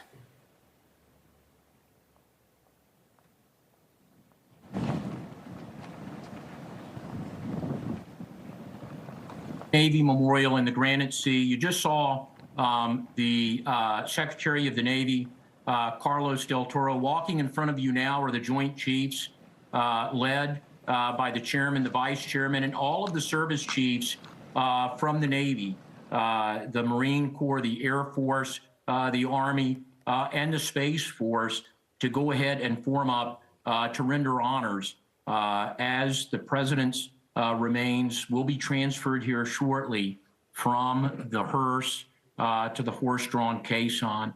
As that happens, the Navy band there behind the Secretary and Admiral Davids will play what we always play for our heads of state, ruffles and flourishes, and hail to the chief there. You can see the contingent from the Brigade of Midshipmen in front of the Navy Memorial that President Carter founded in 1980 that will be rendering honors as well. And again, we talked earlier, but if you see the lone sailor statue that's in the background, we just mentioned his service in the nascent nuclear Navy with Admiral Hyman G. Rickover, and indeed he was en route to the second nuclear-powered submarine, the USS Seawolf, when he had to head back to Plains to take over the family business after the death of his father. But in that lone sailor statue are the artifacts from 8 ships that are famous in the U.S. Navy, ships like the Constitution and the Constellation, the Maine, the Hartford, the Enterprise and the Ranger, but as well the Seawolf. So especially fitting, I think. And around those midshipmen are fountains that carry waters from the 7 seas of the world. So here we see the honor guard, the Pershing's Own, positioning that horse-drawn caisson in position as the motorcade will be pulling up. The Joint Chiefs of Staff, you can see there in the foreground on Pennsylvania Avenue, just in front of the Granite Sea. On that Granite Sea, again, that is the largest map of the world, in the world, and so it is exactly accurate. John, we're listening to you. We're just getting in some other audio. Sure. Please continue. Yeah, no. So I was just going to mention that Granite Sea is actually accurate with respect to the map of the world, and so that is what all of the midshipmen, the Secretary of the Navy, and Admiral Davids are standing on right now. Here you can see the hearse that is proceeding down Pennsylvania Avenue. It is approaching the horse-drawn caisson. It will pull up adjacent to the horse-drawn caisson here shortly. You will see all of the soldiers, sailors, airmen, Marines, and Guardians come to attention to render honors, and you'll hear the Navy band play ruffles and flourishes and hail to the chief in his honor.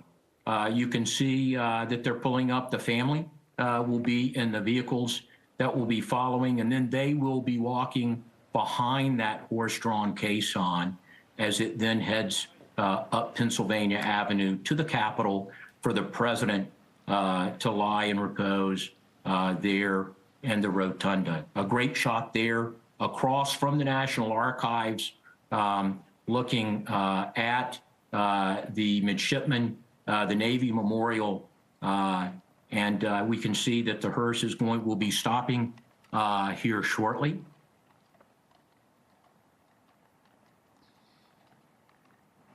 And I would just mention that as you look at the midshipmen, having a chance to talk to a number of them here in the Navy Memorial this morning, they are incredibly honored, humbled.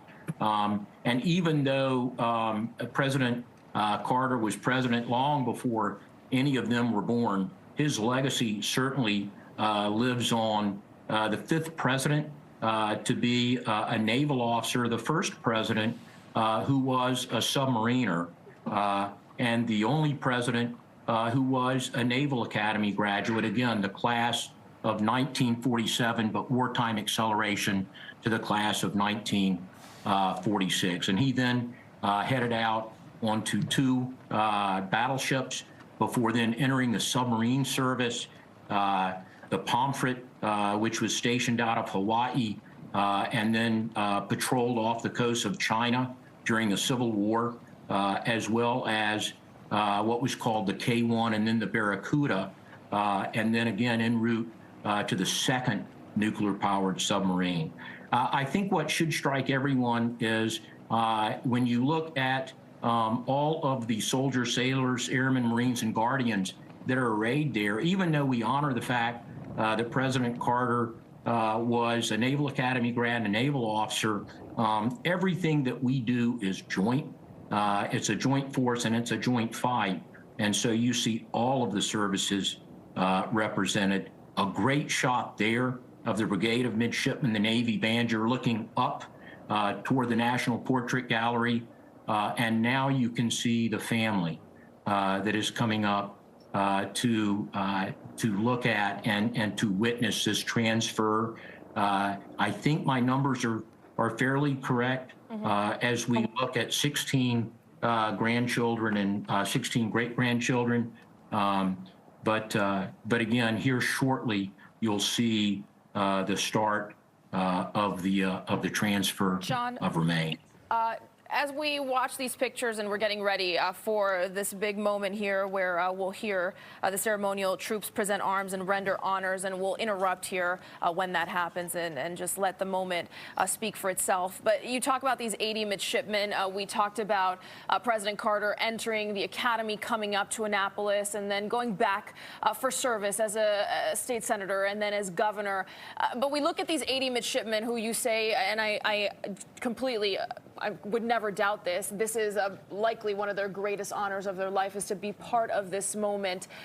What does that represent for someone in the Naval Academy to be selected to be one of these midshipmen, to give this last honor to one of their former midshipmen who ended their career in the Navy as a lieutenant, but went on to be commander-in-chief? Yeah, I think it's incredibly meaningful. And as I talk to the midshipmen, first of all, I would note that they're from all over the United States of America, right? Every single region is represented there. And so many came from small towns like President Carter did, or like I did. So I think that is meaningful. And as they look at what he did, it shows them that the opportunities that lie ahead for them are limitless. And it all comes back to how hard they are willing to work, their dedication, their drive, their service to the nation, their service to the Navy. And that really came across. And we've had them here since fairly early this morning. And they talked about that. They looked in the Navy log that's a repository of all who have served in the sea services. And they looked up Jimmy Carter to see his entry. We even got a few of them to put their entries in. But now you can see, again, this is a very scripted ceremony that you're seeing now that has been practiced.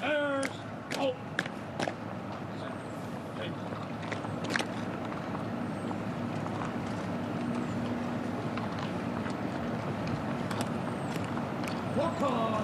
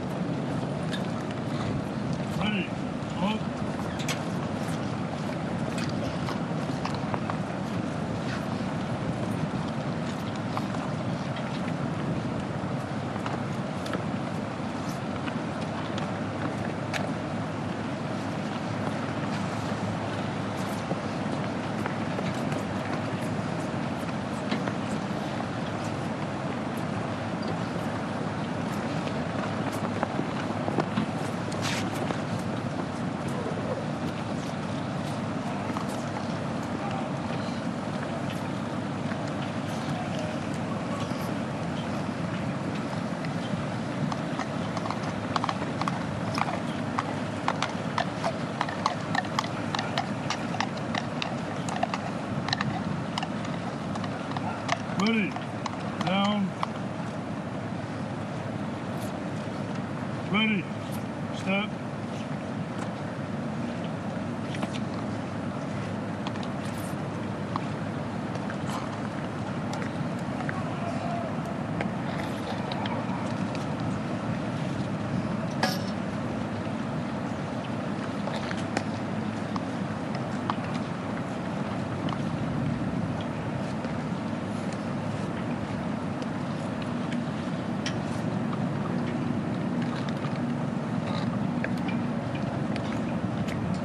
Set. Ready. Pace. Walk hard. Up the bow. Forward.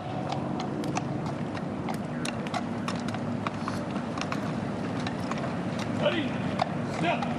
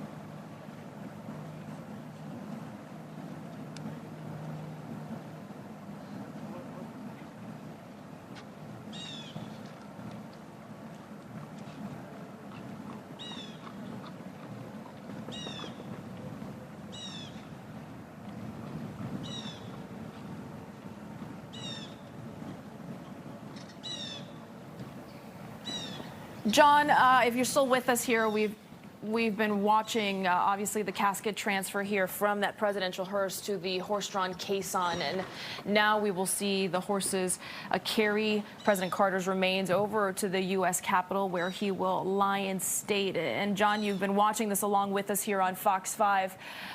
Walk us through now what's to happen in the minutes that lie ahead. Horse-drawn caisson is just in front of the U.S. Navy Memorial. We saw that dignified transfer. We saw President Carter's family, 38 total, 22 of them grandchildren and great-grandchildren.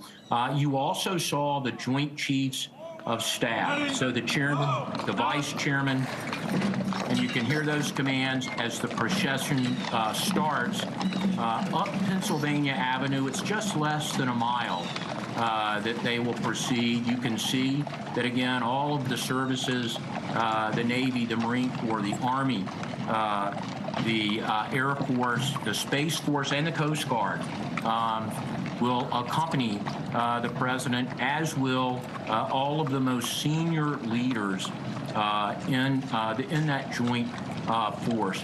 Lining Pennsylvania Avenue, in addition to the public, will be service members from all of the services. And as you see the caisson proceeding past, you can see that they are saluting, and in fact, many of the folks in the public are saluting as well. You see the honor guard with the presidential flag. They're accompanying the casket, and there we have the Capitol in the background. And the procession is being led by a horse with a riderless saddle that signifies that its master, the leader, is no longer with us. There we see the crowds that, frankly, have been out there in pretty cold weather and with some fairly significant and appropriate security measures there to honor the 39th president. But so they will continue down Pennsylvania Avenue until they get to the Capitol. I think Tom Fitzgerald gave a great, really a great description of how the casket will then be transferred into the rotunda. But I think, again, very significant as you look at that dignified transfer that we just saw in front of the Navy Memorial, a place that signifies his connection with the Naval Academy and the Navy. And John, we also want to mention here in the notes that we received as a media agency that this horse-drawn caisson in this funeral procession here is designed to mirror Carter's inaugural parade, where he and his family famously walked on foot from the U.S. Capitol to the White House. That was back in 1977. So that's just an extra layer of significance to the ceremony that we're watching today. Yeah, I think that's a great point. That was really the first time that had happened. And so now this is, I would say that this is bookending a life wonderfully lived as you look at not just the honor guard, but the family, all who are able following that caisson up Pennsylvania Avenue. One of the things that was very special this morning, you asked earlier, about what does this mean to the midshipmen that were there. And we had a chance to speak to one young lady, and she talked to the fact that her father had been a midshipman at the U.S. Naval Academy when President Carter was inaugurated, and he marched in the inaugural parade following the inauguration. So how special is it for her to be involved in the ceremony that marks how we will do our final honors for the president? We're getting ready to hand over coverage to our colleagues here, John, and I know that you have, along with so many of people in the Navy and volunteers, but so many midshipmen and just career people in the military have been working for this moment. It is happening now. We'll give you about 30, 40 seconds here for your final thoughts on this moment and what it has meant to the Navy.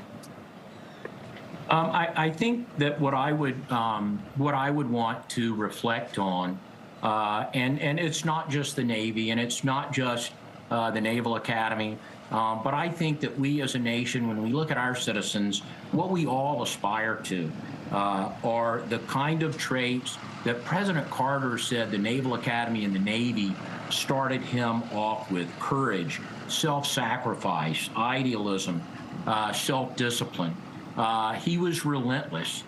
He was dedicated. He tried to do things that made a difference, and he was ready to work many times with people that might not have agreed to him. So as you look down now at your Navy memorial, I just think that it's an incredible honor for us to have been involved here. I would invite all to come and to see more about President Carter's life that we'll be playing in the theater, to look at some of the artifacts that we have, to sign the condolence book. And if you can't make it this time, please come to your Navy memorial some other time. John, thank you so much for being with us today on the coverage. President Carter certainly lived a model life, that's for sure. 2 hours that we've been and continuing coverage here of this final goodbye, remembering the 39th President, Jimmy Carter. Marissa, it has been an honor to carry this coverage with you here. A girl from Georgia who knows none better than what this legacy means now in Washington, D.C. We continue our coverage right now with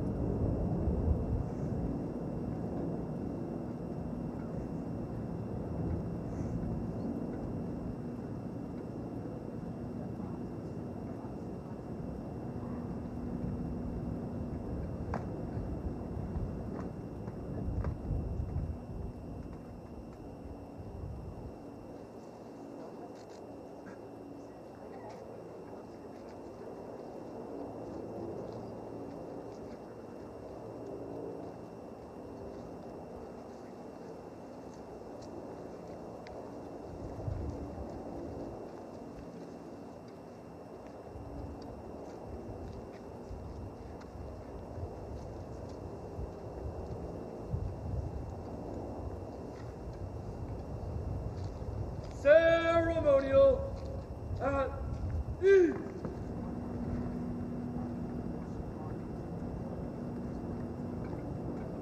Ceremonial at ease.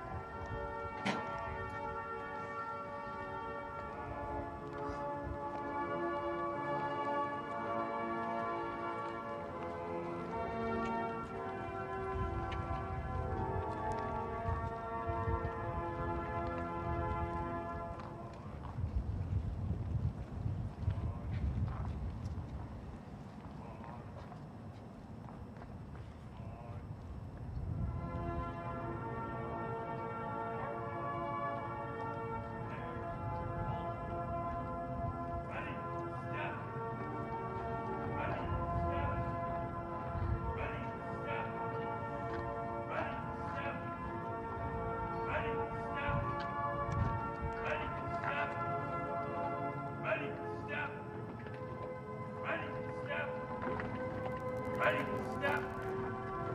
Ready, step. Ready, step. Ready, step. Ready, step. Ready, step. Ready, step. Ready, step. Ready, step. Ready, step. Ready, step. Ready, step. Ready, step.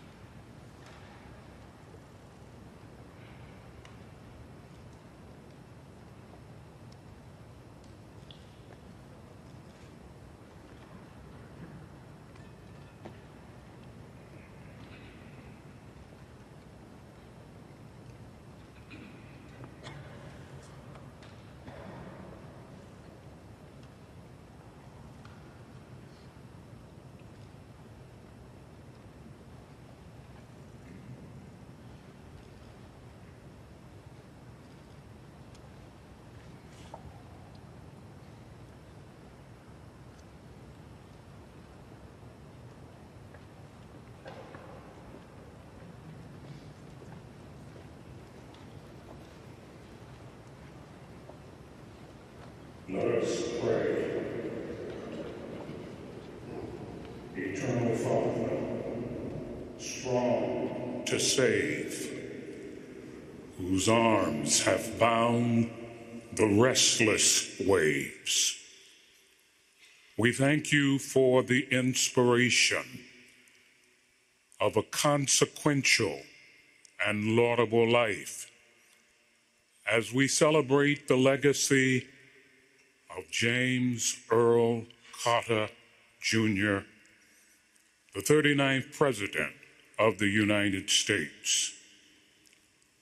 We proclaim your generosity to this nation and world for giving us the gift of someone with the ethical congruence to be salt and light to his generation. Lord, he made the world more palatable. We thank you for his passion for integrity, his commitment to leave the world better than he found it, and his exemplary love for his precious Rosalind.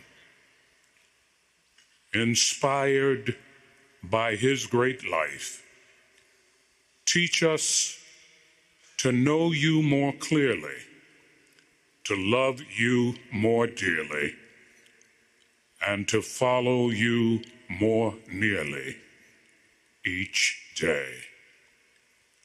We pray in your matchless name. Amen.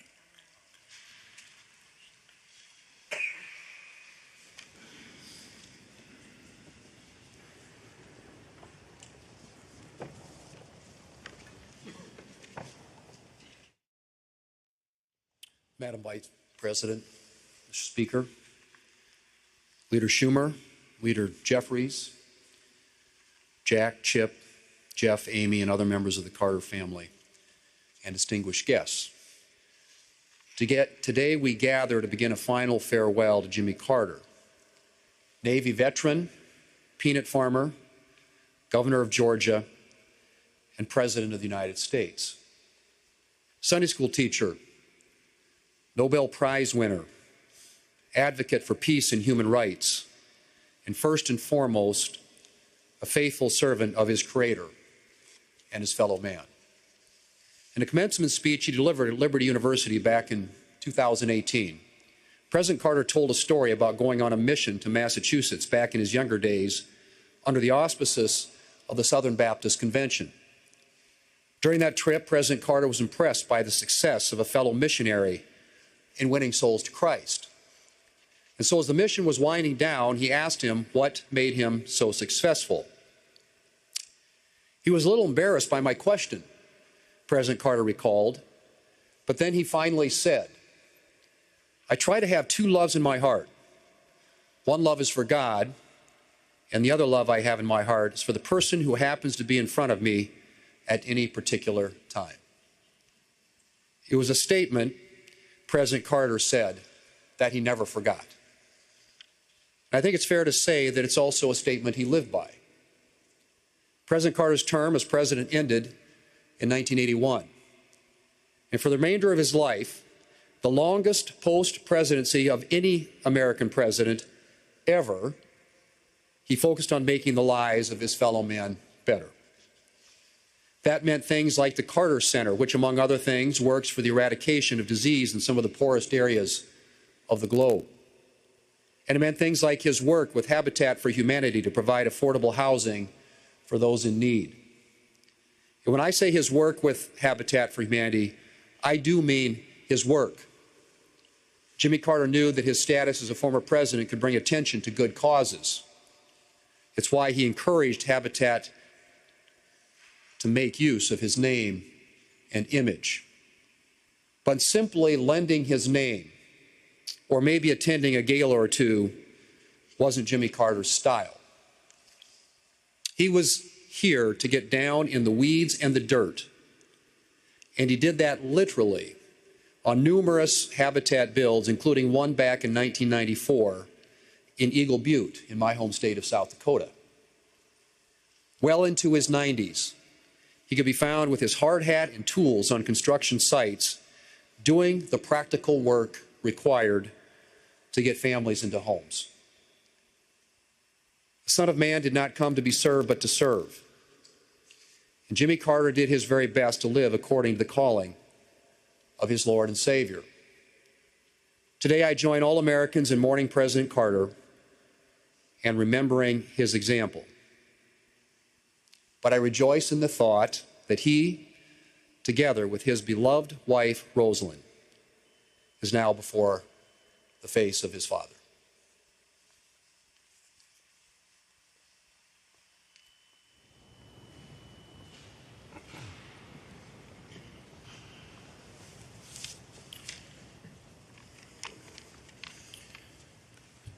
To the family, to Jack and Chip and Jeff and Amy, the entire Carter family, Vice President Harris, members of the Cabinet, Leader Thune, my colleagues in Congress, and my fellow citizens.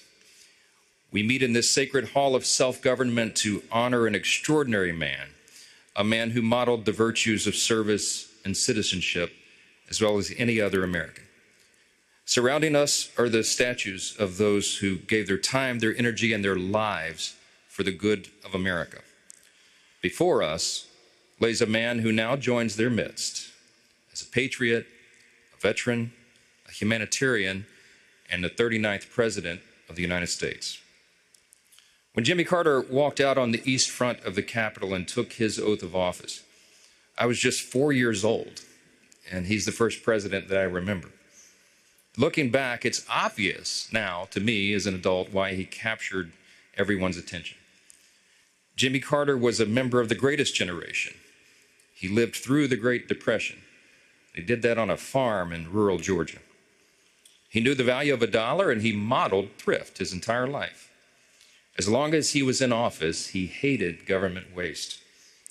His father, an Army veteran of the World War I era, taught patriotism to his children.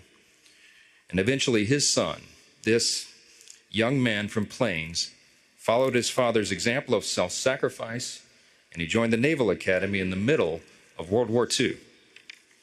In the Army, Lieutenant Carter learned from the legendary Admiral Rickover to always do his best as he served on the first fleet of nuclear submarines. It's telling that today the USS Jimmy Carter, a top-secret attack submarine, now roams the oceans, bearing the name of the only president who served in such close quarters. President Carter's life, his selfless service, his fight against cancer, and his lasting contributions to his fellow man are all truly remarkable. Whether he was in the White House or in his post-presidential years, as was discussed, President Carter was willing to roll up his own sleeves to serve and get the job done. We all know about his work with Habitat for Humanity, and that was mentioned. And the origin story goes that it was in 1984, when he first became aware of the work. He was in New York for a friend's anniversary. Millard Fuller, the founder of the fledgling charity at the time, called President Carter and asked if he wanted to visit a site in Brooklyn during his trip. President Carter agreed, and he found his way down to the Lower East Side. Standing on the roof of a dilapidated building, he looked out on the wealth of Wall Street to the south and to the power of Midtown Manhattan to the north. And then he looked down, and he saw an image he'd never forget. An elderly woman cooking breakfast over an open fire in the rubble of the building, there in the heart of the richest city in the world. The Habitat for Humanity worker that was there with him turned to President Carter and said, if there's anything that you can do, we would take it. He said, if there's anything I can do, let me know. The worker said, well, maybe you can send some volunteer carpenters from your church. It was the very next day that President Carter called Habitat for Humanity and told them he was going to send some carpenters, all right, and that he himself would be one of them. And thus began his famous tradition of donating 1 week every year to build and restore homes for his fellow Americans. It's remarkable to think that one of the 45 men who has served as president and one of the only 13 who held the role in the nuclear age would humble himself to such service. We all know that his care for humanity didn't stop at building homes. In the face of illness, President Jimmy Carter brought life-saving medicine. In the face of conflict, he brokered peace. In the face of discrimination, he reminded us that we are all made in the image of God. And if you were to ask him why he did it all, he would likely point to his faith. I'm reminded of his admonition to, quote, live our lives as though Christ were coming this afternoon, and of his amazing personal reflection. Quote, if I have one life and one chance to make it count for something. We all agree that he certainly did. So today in these hallowed halls of our republic, we honor President Carter, his family, and his enduring legacy that he leaves, not only upon this nation, but upon the world.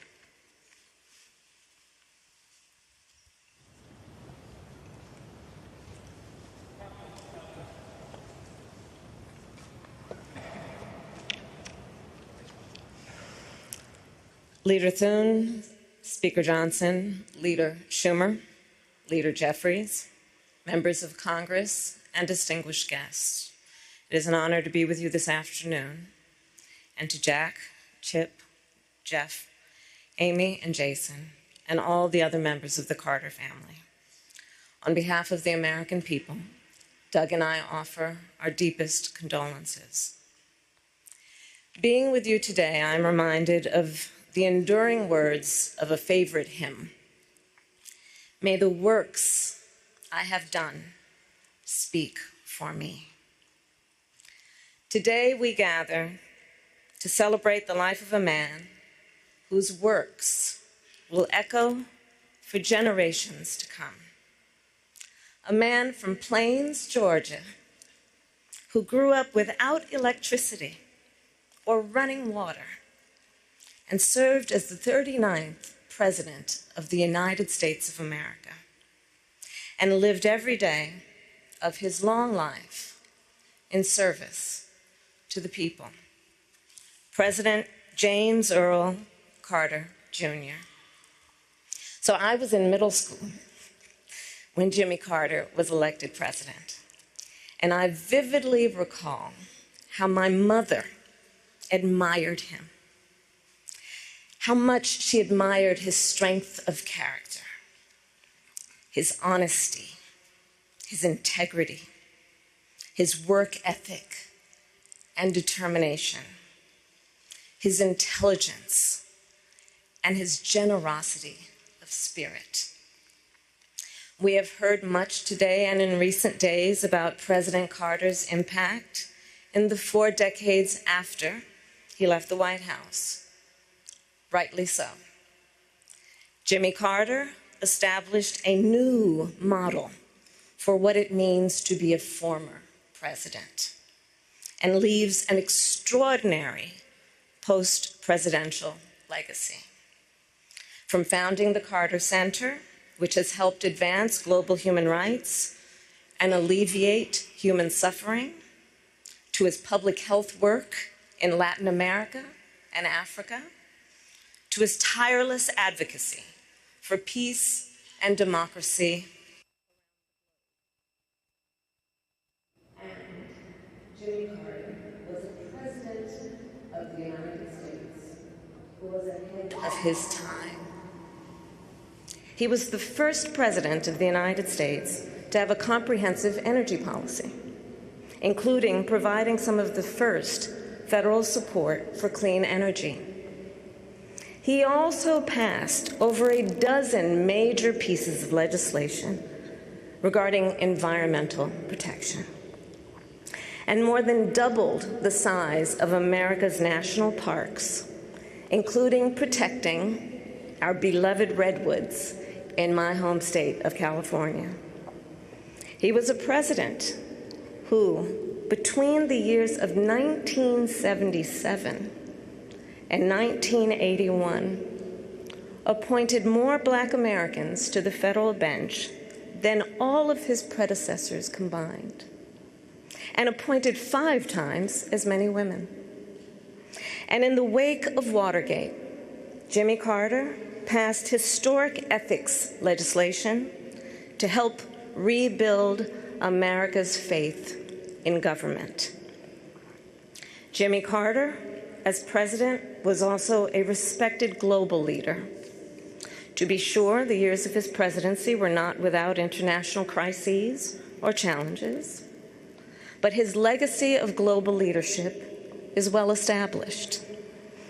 In Asia, he instituted full diplomatic relations with China, which he would later call one of the most historically significant accomplishments of his presidency. And his legacy lives on in the Middle East because, do recall, in the decades before Jimmy Carter became president, Israel and Egypt had been at war numerous times. Few thought peace could be achieved between them. Yet Jimmy Carter did that. Through his persistence and perseverance, through his unshakable belief in the power of American diplomacy, he secured the Camp David Accords, one of the most significant and durable peace treaties since World War II. And throughout the world, Jimmy Carter elevated the role of human rights in America's foreign policy priorities and uplifted the importance of civil society in doing that work. Jimmy Carter was a forward-looking president with a vision for the future. Consider his establishment of the Department of Energy in 1977, which anticipated the central role it would play in addressing the climate crisis. His creation of FEMA in 1979, which enabled our nation to mobilize a national response to disasters, which has helped countless communities rebuild and recover. And his founding of the Department of Education later that year, which elevated public education institutions and increased national standards for the education of America's children and future leaders. Jimmy Carter was that all too rare example of a gifted man who also walks with humility, modesty, and grace. Recall the stories from the 1976 campaign about how he slept in the homes of his supporters to share a meal with them at their table and to listen to what was on their minds. How on their first trip for Habitat for Humanity, Jimmy and Rosalind rode the bus with the other volunteers. And when the group stopped for the night to stay at a local church, Jimmy and Rosalind gave their private room to a young couple who had put off their honeymoon to join the trip. And with the other volunteers, they then slept on the floor of the church basement. And then, of course, his work to eradicate the vicious guinea worm disease that once disabled millions of people a year.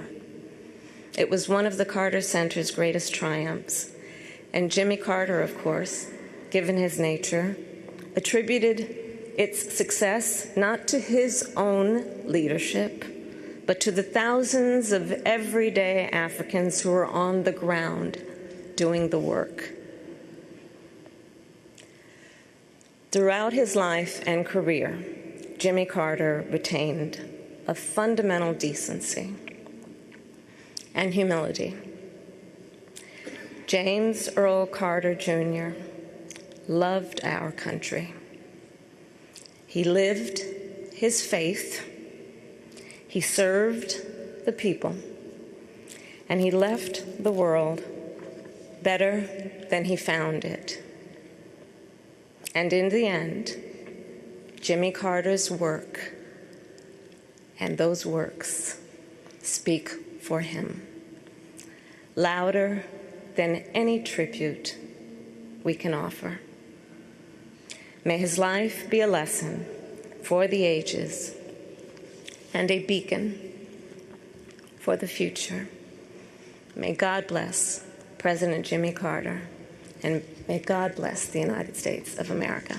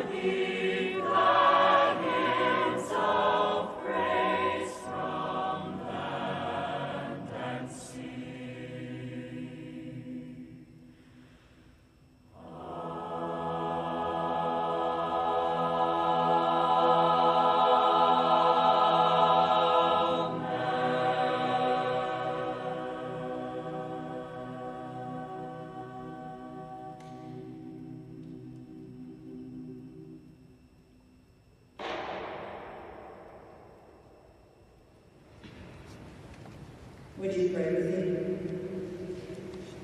Holy and loving God, receive into your eternal joy your good and faithful servant, James Earl Carter, Jr.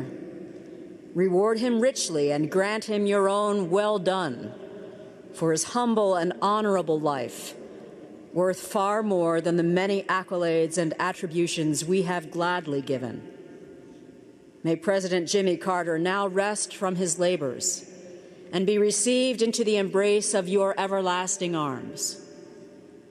And when the ceremony and fanfare due this man of character and compassion fades into history, when the processions and parades have dispersed, leave with us, O God, the lasting impression and inspiration of a life well lived.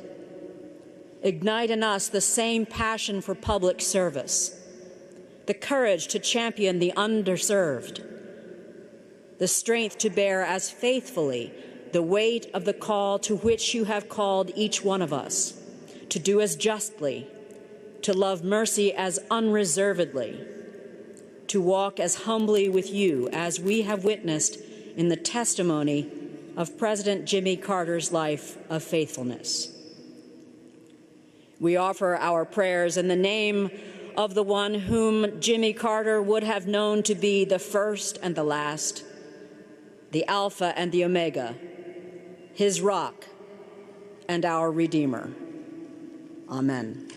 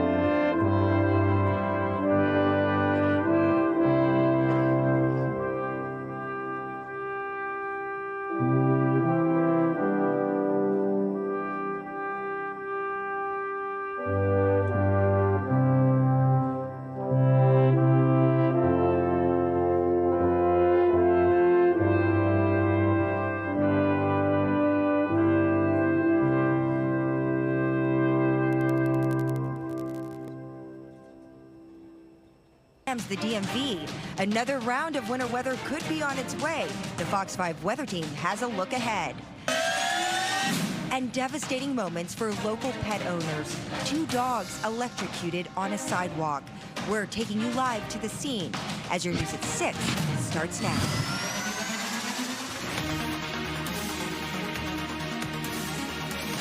And first off the top here at 6, disruptions continue across the D.C. region. This after this week's major snowstorm. School systems across our area have already started canceling classes for a 3rd straight day. It comes as some people struggle with roads still blanketed with snow. This is video shot from our crews in Maryland earlier today. That snow and ice causing issues for drivers. And taking a live look outside at the conditions here at 6. This is a look from our Fox 5 Skycam at the wharf. Traffic moving there on the highways. Most of those major highways clear at this hour. Skies also more clear today, but more snow could be on the way. That's right, and we have more team coverage for you tonight. Bob Barnard is live in Silver Spring, Maryland, with how people there are holding up. But we start with our Caitlin Roth live in the Weather Center with a look at that forecast. Hi, Caitlin. Hi, Kenneth and Angie. Yeah, the snow stopped a long time ago, late last night, but the impacts really carried over into today, and it sounds like Wednesday as well. And quite frankly, we'll probably have impacts all week and into the weekend because of how cold it is and will remain. This is a very stubborn cold pattern that's reinforced by the snow on the ground. That snowpack makes everything colder and keeps things colder. So as we look at today's high temperatures, it was a struggle, even with sunshine, to do a lot of melting. 35 was the high temperature in D.C., 34 Dulles and BWI, and our average high is 45. So you can see that this is below normal, even for early to mid-January. We've got 7 inches of snow on the ground here in D.C., so we've got a ways to go when it comes to melting. Even more than that to our south. Highest snowfall amount locally from yesterday was 12 inches in Chesapeake Beach, Maryland. Here's a look at temperatures right now, upper 20s to low 30s. It's been a gusty day, so those wind chills are down in the teens and low 20s. It feels like 19 right now in D.C. Radar is quiet. There are some snow showers up in Pennsylvania, but luckily we will be dry for at least the next few days, so we won't have anything additional on top of our snowpack for now. 21 degrees tonight for that low temperature, and tomorrow with clouds rolling in, we won't even have the sun to promote any melting. Temperatures will also be right at or maybe even below the freezing mark all afternoon. So it remains frozen out there.